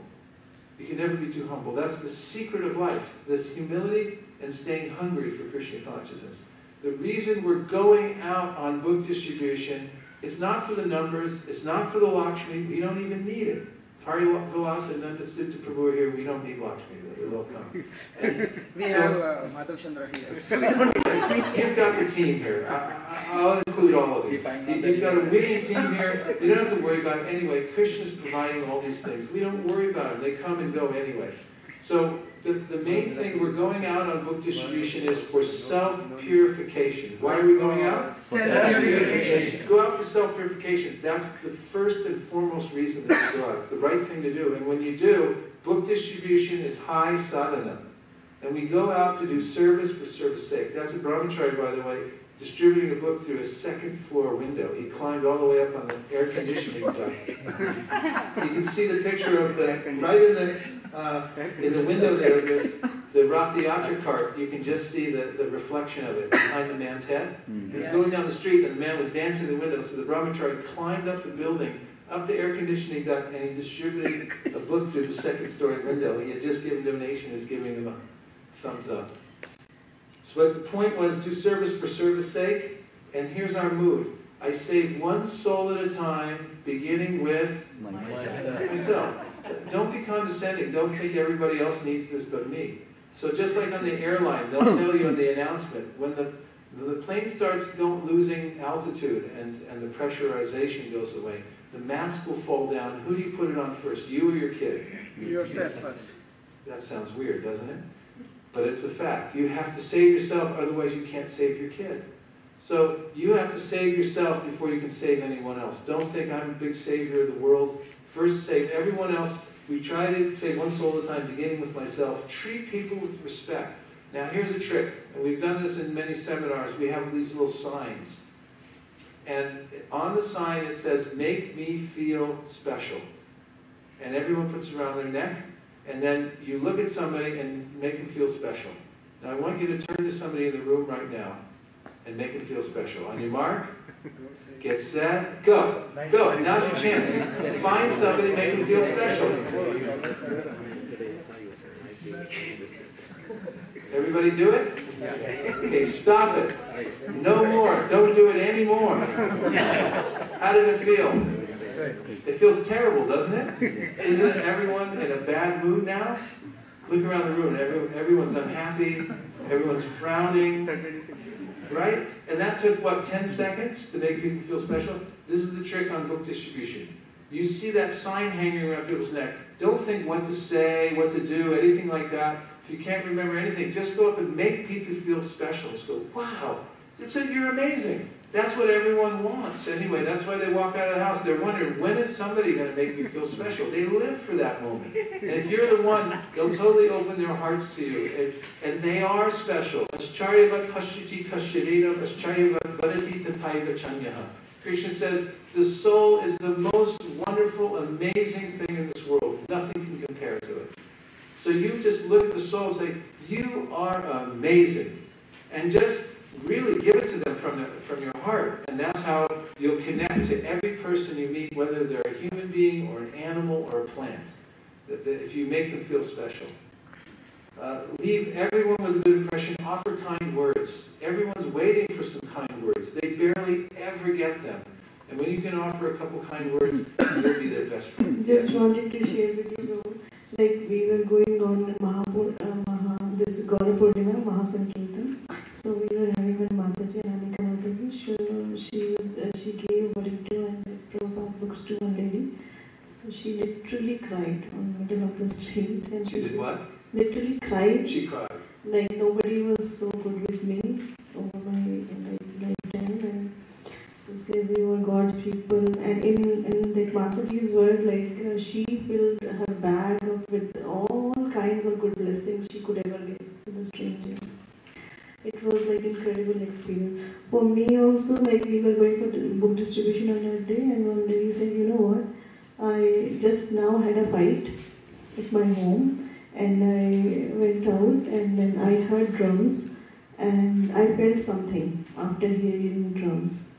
And we showed him Gita. She didn't took the book though, but she took the Prabhupada's book, free book, and the Barito, and she said, just want to be relaxed. I just want to be in your Sankirtan. Just listen and just want to be relaxed. So. Nice. Yes. Proof positive. And these kinds of stories, you'll see every time when you go out, you'll practically realize it by seeing for yourself. And that's the power of this kind of external work where you're going out. It's like breathing. When the body breathes, you give out carbon dioxide. And when you inhale, you're bringing in oxygen that goes to the brain. So when we go out and we meet people like this, and we give them a chance to be Krishna conscious, we get an experience you don't get anywhere else that verifies the philosophy we're following. That's the oxygen, and it comes back in. And the carbon dioxide that we're expelling means all this fear, and the mind says, don't go out, it's going to be hard, whatever it is. And as soon as you walk out the door, that evaporates. So the temple has to breathe.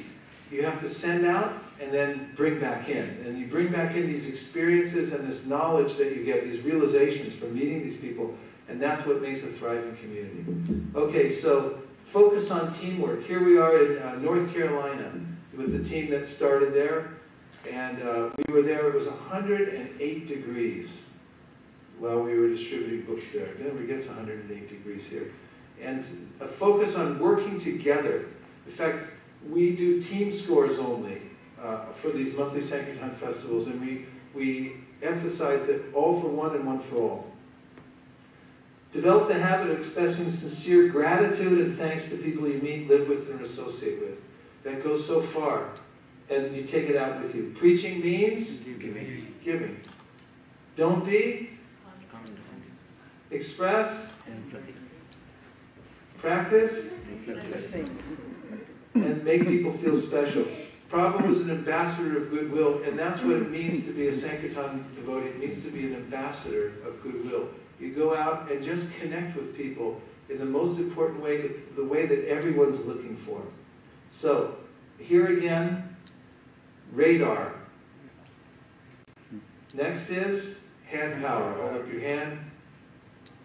Hi. Hi. And next thing is qualify. You want to ask people a qualified question. Are you from Seattle or from? Out of town. Out of town. Okay, whatever they say is all right. Trust the hand. Put the book in their hand. Books on yoga and meditation. Say it all together. Books on yoga and meditation. Say it again. Books on yoga and meditation show you how to get free from stress. Say it again. Books on yoga and meditation show you how to get free from stress. Say it again. Books on yoga and meditation show you how to get free from stress. Okay. So next is, you've heard of stress before, right? Because we're leading with questions. And really, you don't look stressed. What's your secret? We say, you look spiritual. What's your secret? Then take the book back. It'll show you really quick. Thoreau, Emerson, Gandhi, Martin Luther King Jr., Albert Einstein. Then you show them the universities. Look, we're just passing through. You've heard of karma. Then you're... Whoa! What a great explanation. Then you show them this guy. What do you do professionally? I'm a civil engineer. I'm a Sunday school teacher. I'm a dancer. This guy used to be a This guy used to be a Sunday school teacher.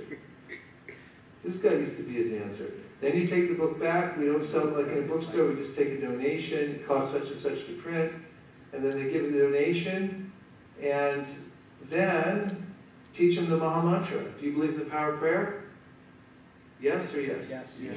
Okay. Hare Krishna, Krishna Krishna, Hare Hare, Hare Ram, Ram Hare Hare. Take prasadam out, give them the prasad, and then give their contact information. Thank them for giving you their valuable time so you leave them with a good impression, because our prime directive is leave everyone with a good impression. Okay, so now we have some Bhagavad Gitas here. We're going to stand up in the middle of the temple room, or on the side, and I want everyone to face another devotee, and the person on this side will have a Bhagavad Gita in their hand, and the person on that side will not have a Bhagavad Gita. Now, the record so far was 15 seconds in another temple for getting everybody up and organized. So you have to, wait a minute, on your mark, let's see how fast you can actually get yourselves in 2 rows with what I just described. And Mark said, go. Go. All right, stand here. That's already 4 seconds. 7 seconds. How fast you do this will determine how well your Sankirtan team is going to do. 11, 12, 13, 14. Come on, you got to beat the record. 15. Are you ready? Yeah. Yes. Okay, 16. Missed it by a second, so we'll try this next time.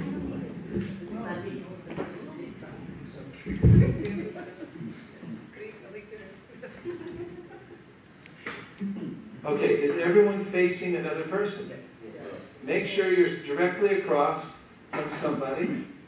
You can all join in, come on over. Everyone's welcome. Young people are welcome too. You want to try? You come over. Now, the way it is only one side has the book. This side has a book, the other side doesn't have a book. One book in each hand on this side, no book on this side. Okay? You all have one person to work with? Okay. Now, first thing is,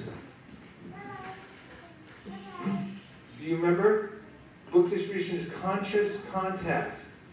You're making conscious contact. And how do you judge the consciousness of another living entity? You have to look in the eyes. So when you look in another person's eyes, you're going to be able to tell whether they're conscious or not. And the next thing is to use your radar. There's some power that comes from the palm of your hand, and you can point it at somebody and then use the mantra, which is hi. And then the next thing is, when they say hi, you tell them the right fruit. Then you say, are you from Seattle or from out of town? Are you from Seattle? Yeah. Okay, and then the next thing is, once they say that, whatever they say, it qualified them to get the book. Great, I'll show you what to. Say show, I'll show you what to. Great. Don't hand it over yet, just wait 1 second. I'll show you what to. And then you hand the book over and you say, books on yoga and meditation that show you how to get free from stress. Now that's as far as I want you to go, and I want you to make some mistakes. Don't worry about mistakes, they're fine. And that's, you'll learn from these. Just from what we've said so far, you go through this. Now, I want to point out something that I taught you already that many of you aren't doing. Some of you just went for it. Get the book out of your hand. You weren't here. I'll show you. Don't telegraph. Don't go around like this, looking down the street, because people are going to run away from you. They'll cross the street before they get there. You either put the book in your bag so they can't see it, put it on a table somewhere, or at least your body language. Keep the book under here and hang back like this. Everyone stand like this. Relax. Let them come to you. You've got the wealth. They don't. You're trying to help them. you don't have to be anxious. And the right fruits will come right off in your hands. You don't have to worry about it too much. Let 100 people go by and find the right fruit at 101. That's okay. It's better than chasing after a bunch of people that aren't interested, okay? So hang back like this to start with. Get it out of your hand so you're not telegraphing anything. Okay, now you're going to try the first series that I told you. Remember this? And then you're going to ask them a question. And when they answer, you're going to use the arc. And as you're handing the book over, you're going to say books on yoga and meditation that show you how to get free from stress. Repeat after me. Books on yoga and meditation that show you how to get free from stress. Okay, so we're going this way. And now, everyone cooperate also. You don't have to make up extraneous circumstances. Just pretend that you're cooperative. Because those we'll deal with later. They're exceptional circumstances. And you all ready? Okay, do the first part just up to what I said. On your mark, get set, hang back now. Hang back. Ready? Go. Hi. Are you from Seattle or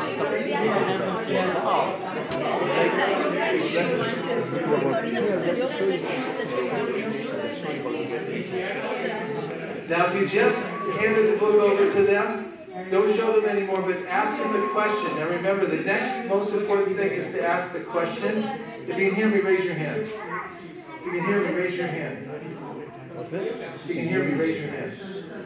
Okay. So now, you hand the book over, and as soon as you hand the book over, you ask another question, because whoever's asking the question is leading the conversation. The questions are the answer, and the question is a hook. So you hand the book over and you say, you've heard of stress before, right? And what do they say? What do they say? They say yes or they say no. Either way it's okay, because then we say, yeah, because you don't look stressed, you look spiritual. It's your eyes. I mean, you look spiritual. What is your secret? So now start over and get all the way to what's your secret, okay? And another thing is, here's another thing. Don't charge. Don't charge at anybody. When you're back here and you're using your radar, you don't have to do this. The radar is meant to identify people. The policeman doesn't come after you until he finds out how fast you're going. So if you're hanging back here and you're high, then you see, and if they make a conscious contact with you, which these devotees will, then you say, ask the question, still hanging back, from Seattle, out of town. They answer, now you go. After they're qualified, you go after them, not before. Ready? Hang back. Everyone relaxed. You're all cool. On your mark, get set, go. Hang back. Don't chase. I'd like to show you some books on yoga and meditation that relieve you from stress. Have you heard of stress before? Have you heard about stress before? Okay. Oh, yeah. Okay. Back to position number 1. Start over. It takes a little bit. Just do up to the point we're doing it. Question? Yeah, we go like we show, we see is there qualified or because I missed some part before coming. And then you ask them the question after giving them the book in the hand. We ask, are you stressed? We are showing you the books and are you stressed? Whatever they say, they are perfect. Your eyes look spiritual. Even if they don't say like they don't know about it, but still, then we have to take out the book and then we have to start. Okay, I'm going to do the whole thing at one time. Prabhuji. Okay, everyone watch. I'm going to do a full. Yeah, he's down the street. Now notice I'm relaxed. I'm hanging back because I only want the right fruits. I'm not going to chase anybody else. Hi. Hi. Are you from Seattle or out of town? Oh, I'm traveling here. From out of town? Yeah, San Francisco. Perfect. I'll show you one too. Books on yoga and meditation that shows you how to get free from stress. You've heard of stress before, right? Yes. Really, because you don't look stressed. Your eyes look very peaceful. You look spiritual. What's your secret? Oh, I'm from a good family. I knew it. I could tell. Here, I'll show you really quick. Thoreau, Emerson, Gandhi, Martin Luther King Jr., Albert Einstein, the Beatles, they all studied this book. Oh, really? Yeah, look at it. This is from the Sanskrit language. Can you read that? No. Just testing it. It's all translated in English, and it's been translated many, many times. Out of all the translations, this has become the most popular academically. USC, Oh, wow. Georgetown University, you've heard of them? Yes, sir. Okay, look, here it is in a nutshell. We're just passing through. We start here, we end up here. Where are you in all this? Oh, wow. I think you're further down this way. And look at, a self-realized person treats everyone with respect as he or she sees God's in everyone's heart. How can I be like that? Well, I think you already are.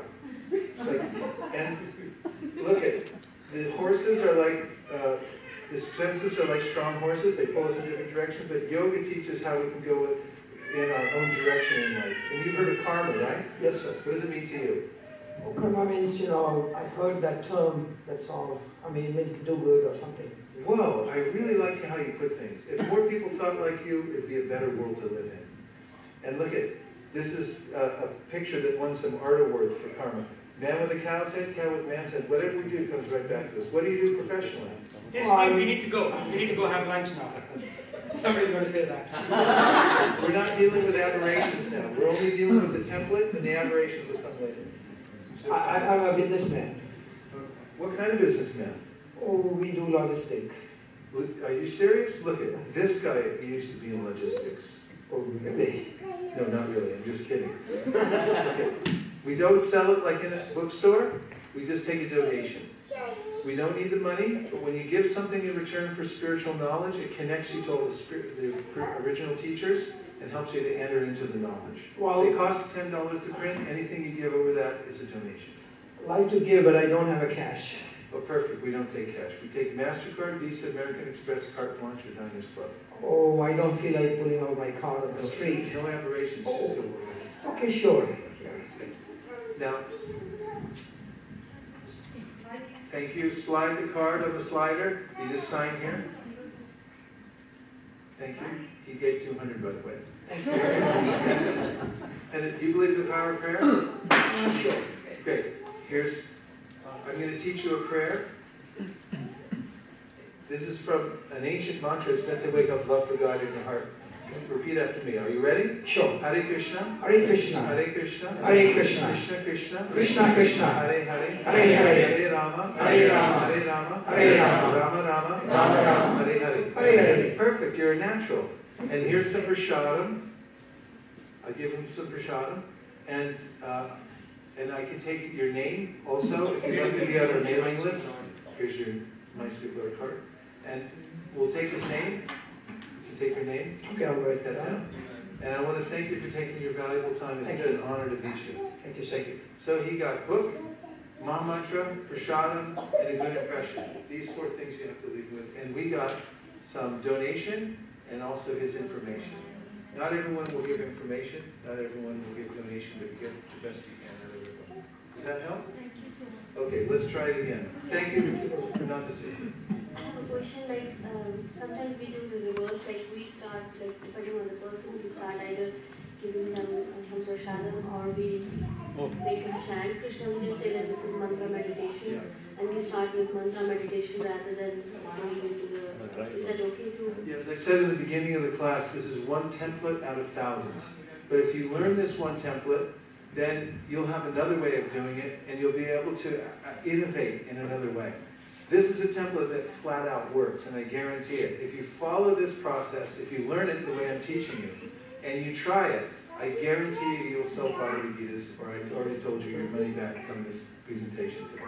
And so, yes, there are many ways to do it. Yes, I do it in different ways. Sometimes I start at the end and I change up, because I don't like to just do the same thing over and over again. But I ask everyone to learn this one, because it has a lot of very important elements in it. And once you learn it, then you'll have some confidence, and you can turn it on its head, you can abbreviate it, you can put in your own mantras and things like that, which I encourage you to do. Oh, I have one concern, like when we give out burritos first. Give out what? If we give out burritos first, burrito cost around $5 or $6 minimum. So just a question from my side, like, will they not feel obliged that, okay, now I have taken the burrito first, now it's like I should take a book also? No, it's not a burrito, it's a prasadam. Call it as a prasadam. Yeah, Not burrito prasadam, like that's a feeling. Don't like, worry, everything's going to be okay. Krishna will work it all out. Yes. Right now, let's just learn this one template well, because we have to do this side, and then you go back the other side, and then we'll deal with other aberrations. Okay? Not to worry. Okay, let's go all the way through, going this way until, actually, try to do the whole thing all the way through. Okay? Do the whole thing all the way through, and then we're going to switch to the other side. Are you ready? Prabhu, I'm going to focus on two people. Come, just, yeah.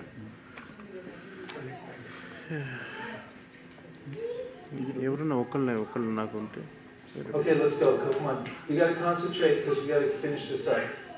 Because then we're going out. Yeah. Practice well because we're going out today, door to door. Are you ready? On your mark, get your book out of your hand. Mataji. Lean back. Casual. Don't chase anybody until they answer your questions.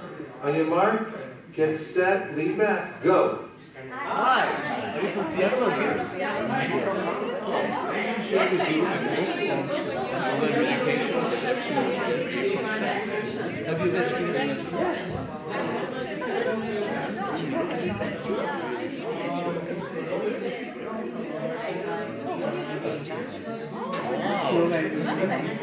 That you would be like. So here is the book. This book has been over meditation.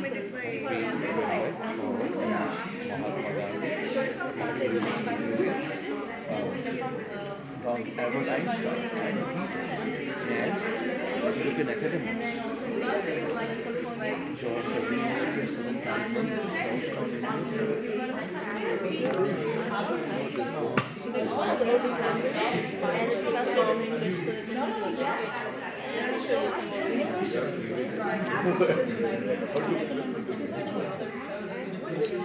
Okay, so look at this picture.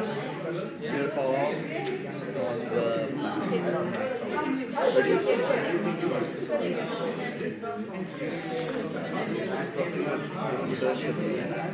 So you see, we are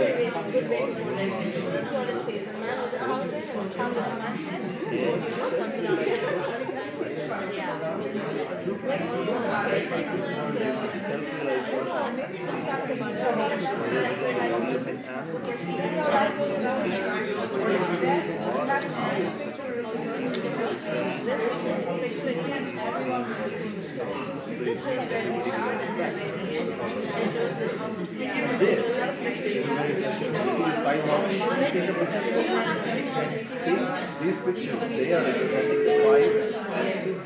And these five senses, yoga actually teaches us that when you use these five senses, you can control these five senses from the mind and the driver of the intelligence, and then you can really go in life where you want to. What is your profession? Wow. So, this person, where do you work? Actually, this person used to work there. He actually was working there, in there, right? But now you can see he's dedicating his life to it. Have you heard of Columbus? Right? One time I was going around and I saw on one of the buses and I see the Sanskrit word, but everybody knows it. He says, what do you think it means? Yeah, perfect. You're awesome. All this stuff, right? So essentially what we do comes back to us, and that's why we are responsible for that. So this is what the teacher, and you don't need to know Sanskrit. You can read any of these and this can really give you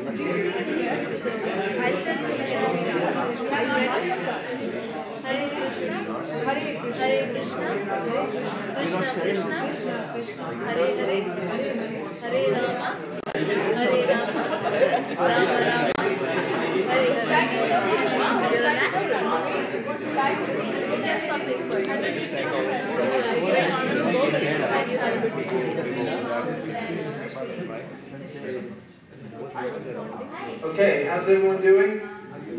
If you finished, raise your hand. If you're done, raise your hand. How'd it go? Oh, much better than last time. Okay, we're going to go the other way. So any questions or any place that you got stuck on? I changed all sequence accidentally, but then If you change the sequence, don't worry. Here's a couple points that I saw when I walked around. These are very practical things. One thing is,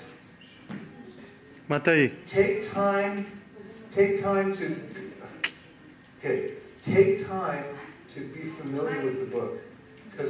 And also practice this over and over again, maybe in front of a mirror or something like that, how you turn the pages and get to the book. Because time is of the essence. When you're talking to somebody on the street, if you're fumbling around, say, here, I'll show you this, and you start flipping pages, they go, I'm out of here, I gotta go. This guy's gonna take forever. So get used to turn fast. You know where it is, boom, you're right there, right? That's one thing. Yes. But that's tough to do with the picture. I mean, just directly go to that page. That's why it takes practice. It's tough to do anything, but when you get used to it, if you do it 100 times at home, you sit there and you do this quick draw, and you just boom, boom, boom, boom, boom. Then when you're on the street, and the other thing I recommend is when you're showing the pictures, show it to them, hold it like this, hold it like this so they can see it, make it very visible to them. And the other thing is, I saw when you're handing the book back, put it right in their hand. Trust the hand. Remember, you got to work with your hands. Don't be hesitant, because if you come to this part and you say, yeah, we just take a donation, and they don't have it in possession yet, it's really easy for them to say, no thanks. And then you can't, once they say no thanks, you can't put the book back in their hand. It'll be closed. Closed for business. So here's your window of opportunity. When you say, we don't sell it like in a bookstore and we put it in their hand, you just take a donation. It's in their hand when you say we take a donation. Because they already put it in their hand. Because it's much harder for them to hand the book back and say I don't want to give than if you hold it back. So don't hesitate to here, put it in your hand. There you go. Now, take that. That's your book, give a donation. So like that, it's better to be confident and put it back. What other things did you have a question about, or did you have a sticking point? Sequencing was not good. What wasn't good? Sequencing, what comes one after another, Okay, sequencing. So, yeah, that takes a little practice. I'm going to give you the PowerPoint you can take with you. And I'll send you also a card I'll give to Nanda Sutta tonight that has an at a glance that shows the sequence, and he can mail the PowerPoint, plus you can make these little cards, give them out to the little Sankirtan team, and you can take it with you and just review. What is the sequence? This, and this. Okay? Any other question? Let's go the other way. We don't take cash. We don't take cash. We take MasterCard, Visa, American Express, carte blanche. So you have to have your square, and Nanda's going to make sure everyone's got a square too, right? Okay, now stay in the same position, but just switch books to the other side, and you're going to go the other way. Everyone on this side should have a book now. Oh, sorry. Right? Go the opposite way.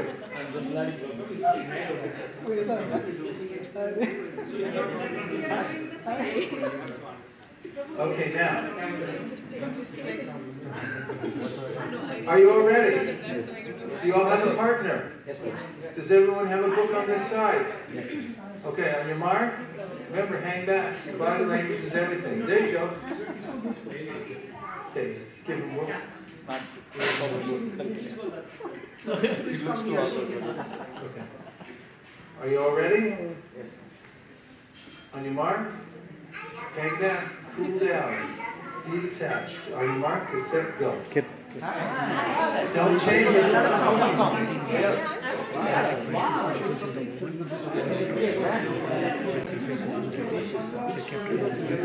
Govind is warming up now.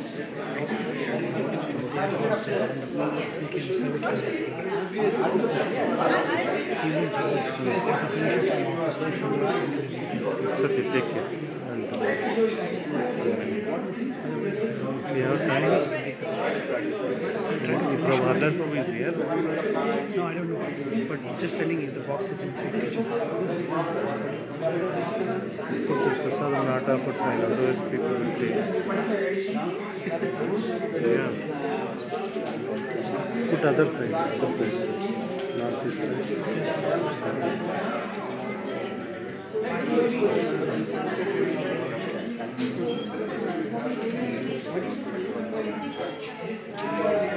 I've seen this picture before.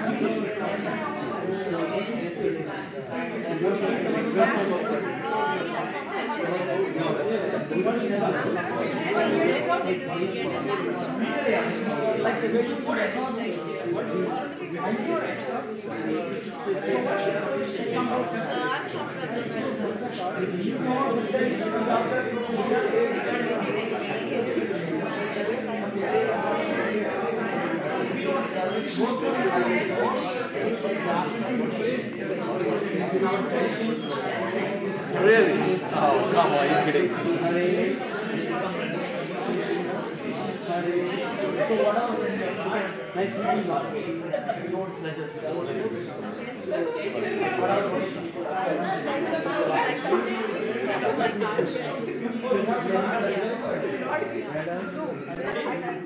Oh, I can't.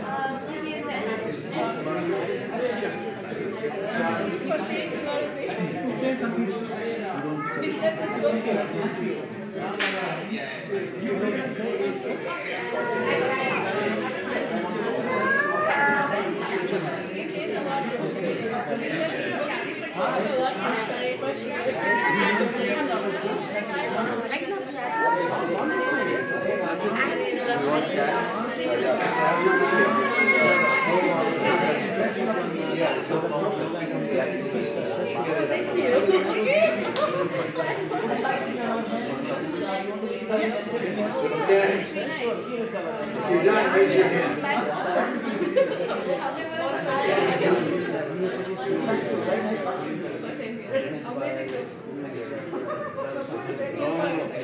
Okay, if you're still getting a donation.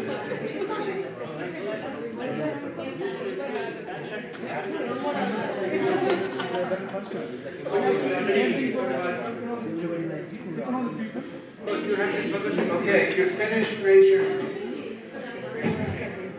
Did you get a chance to all the way through? Yeah, no, I finished. Okay. Okay, question. This does matter, it matters because Americans they feel comfortable when they look at the pant shirts or when they look at dhoti, they think this guy is a little different. His question was, does your dress matter? Here's my policy on dress. Dress what gets you out the door. If you get mental about, should I wear this or that, I feel funny wearing a dhoti, don't wear a dhoti. If you feel funny doing this or that, go out. It really doesn't matter to people if you're confident in yourself. And if you're not confident wearing a dhoti and you think I look funny, it's going to broadcast to the people you're talking to, and they're going to think, oh, they think they look funny, and you're not going to be able to be very proficient at it. So wear what's best for you to get you out the door so you can feel preached. Chaitanya Mahaprabhu did that. He dressed in such a way that he would have the best effect on people. That's why he changed into sannyasi clothes. And Navadvip, he wore like what was the latest style. He made his dhoti cool, and he wore everything like, he walked down the street and went, wow. But then later he just shaved off all his hair because the people weren't respecting him. He shaved off his hair, he put on sannyas, vesh, and then he went out. And then everyone bowed down and said, good, now you're making the advancement. So you figure out what's best. I've done both. I used to go out in street clothes for many, many years. I was in the airport, sometimes wore a tie and a suit and everything like that. And now at this time in my life, because my wife and I are vanaprasthas, I'm just more comfortable like this. And practically everywhere I go, I just wear like this. And because I'm totally comfortable with it, people don't even notice practically. And so, don't get mental, just wear what you need to wear to get yourself out the door. Other questions about the presentation or anything else? How do other people think? They will feel comfortable under pant and shirt, or dhoti doesn't matter for other people who are buying these shoes? Well, some people look at somebody dressed in a dhoti and they think this is a dedicated person and they appreciate it. And very few people run the other way just because they see a dhoti. So as I said, the main thing is what's best for your consciousness. If you feel mental about wearing a dhoti and you think, oh, I don't look good, I look funny, I don't stand, then try something else. But one thing is, look nice. If you're going to wear dhoti or not dhoti, whatever, don't be a slob. Go out there and dress with something that looks good. If you're going to dress casual, that's okay. But it should be clean, it should be, in touch with the latest, it should look good and neat and not just wrinkled and whatever, You should look like a respectable gentleman, Prabhupada said. Gentleman or gentlelady. Other questions?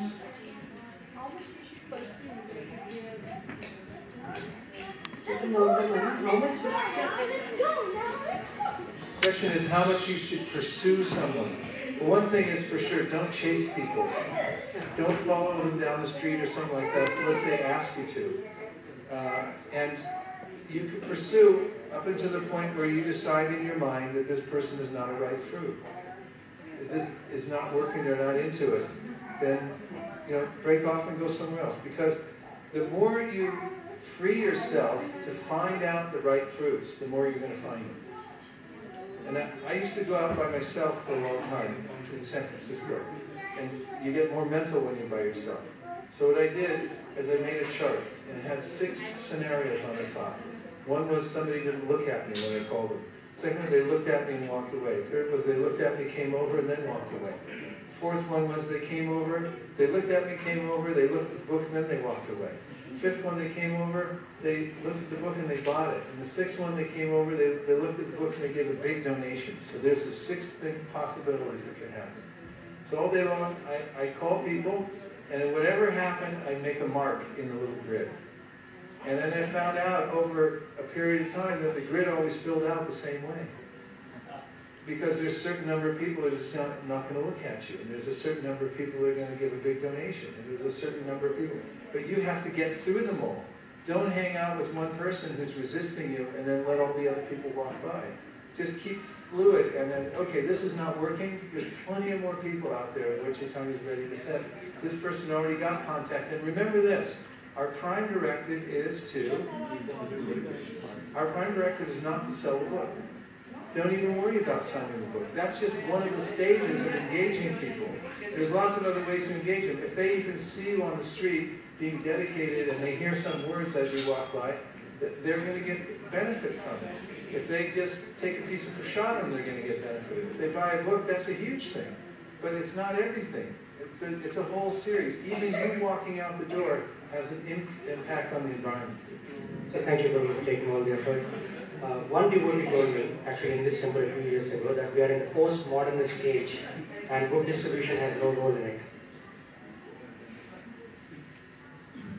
He said book distribution has no role.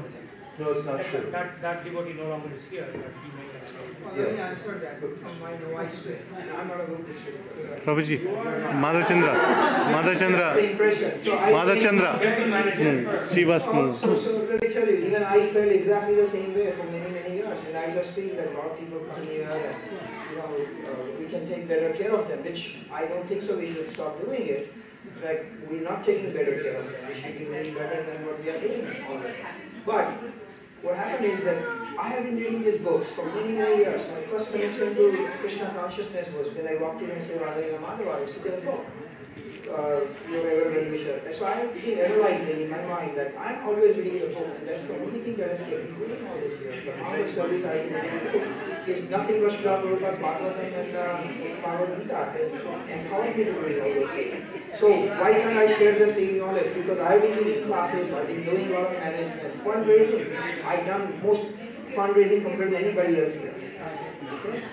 And I'm not feeling that satisfied. So when when I went out 1 or 2 times and distributed this literature, and what Prabhuji just said, that that the connection or the happiness that comes in you for a second, that adrenal push, in sports they say, that adrenal push the sportsman wants to achieve or some thrill. That was not coming, and I get that now. The book distribution is something, so I'm going to go out and do the book distribution. So you did not finish your sentence. Let's go out. We'll go out and distribute some books. Yes.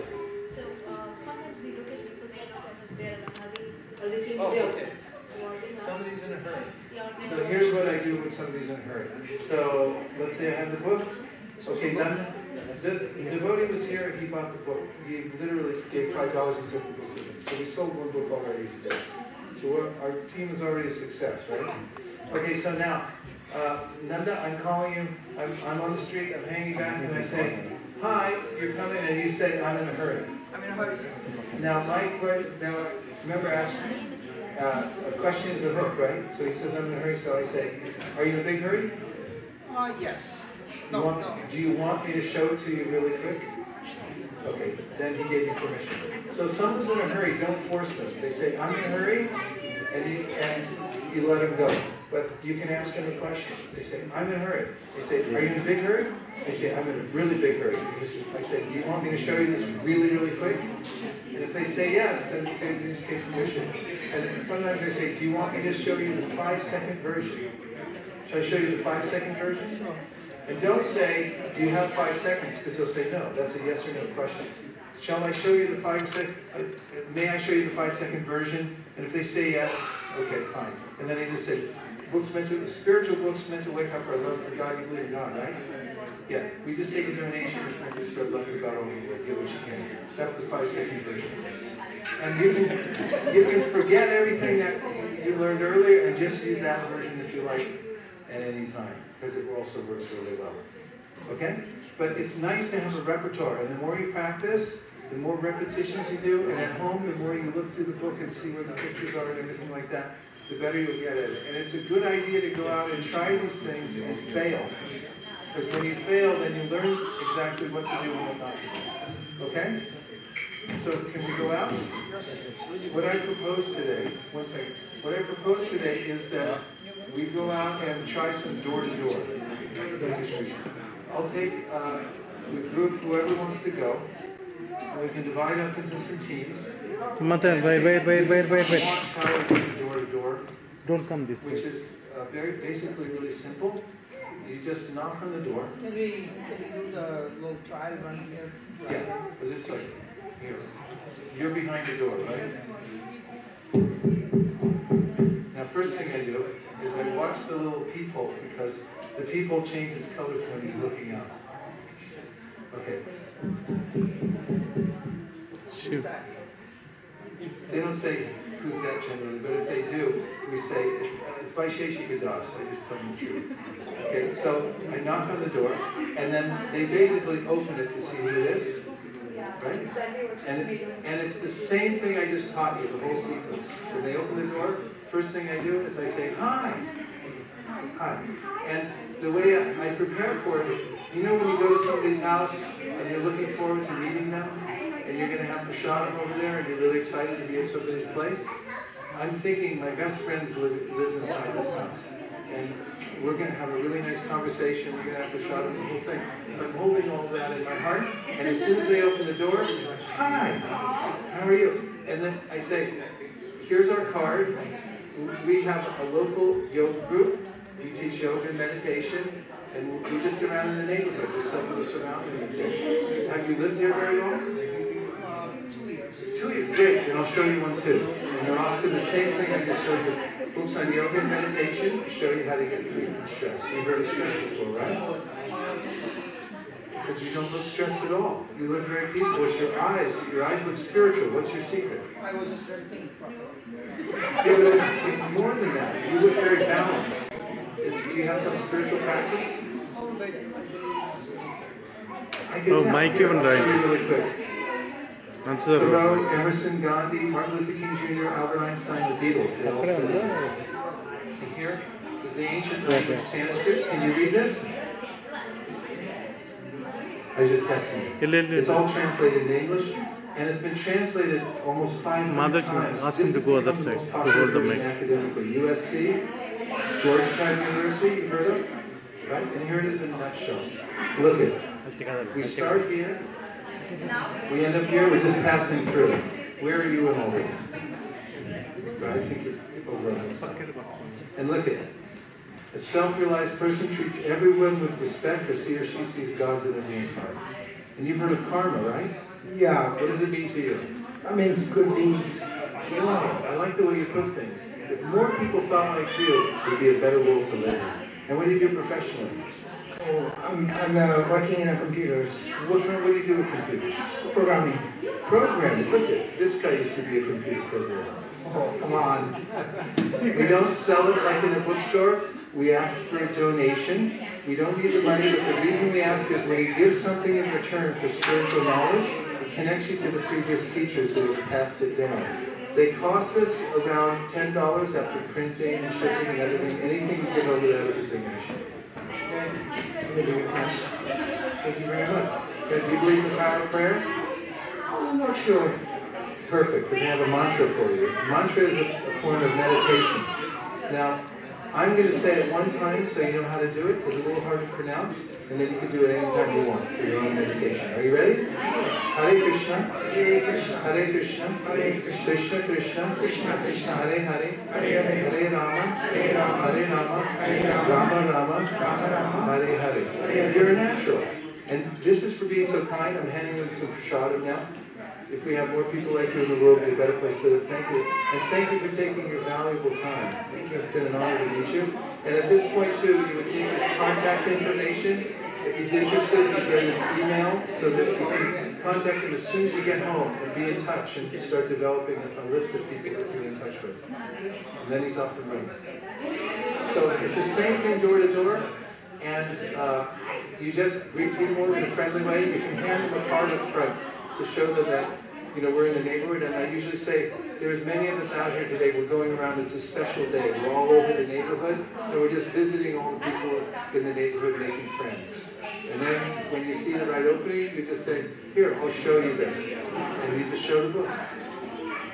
Okay? So one more final question. How about in the temple? What should our approach be?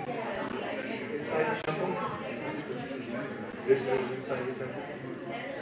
Well, when people come to the temple and they show some impetus to be part of ISKCON, you can show them that we have all these books and tell them that it's a good idea to take them and keep them in their home. And it depends on who they are, where they came from. You just have to be kind of friendly with them and just show them that we have all these books. And the more you show them, the more you sell. So if you just make them visible, you'll see what to do from there.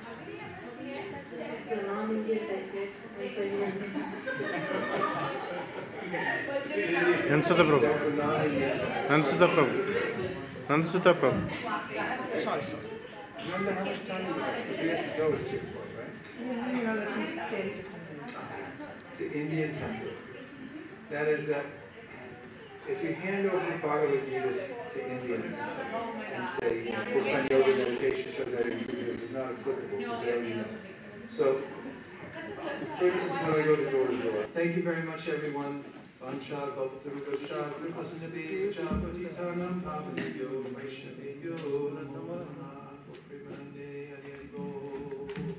Nachari Armarman, Nachari Armarman, Nachari Armarman, Nachari Armarman, hey, Nachari Armarman, Nachari Armarman, Nachari Armarman, Nachari Armarman.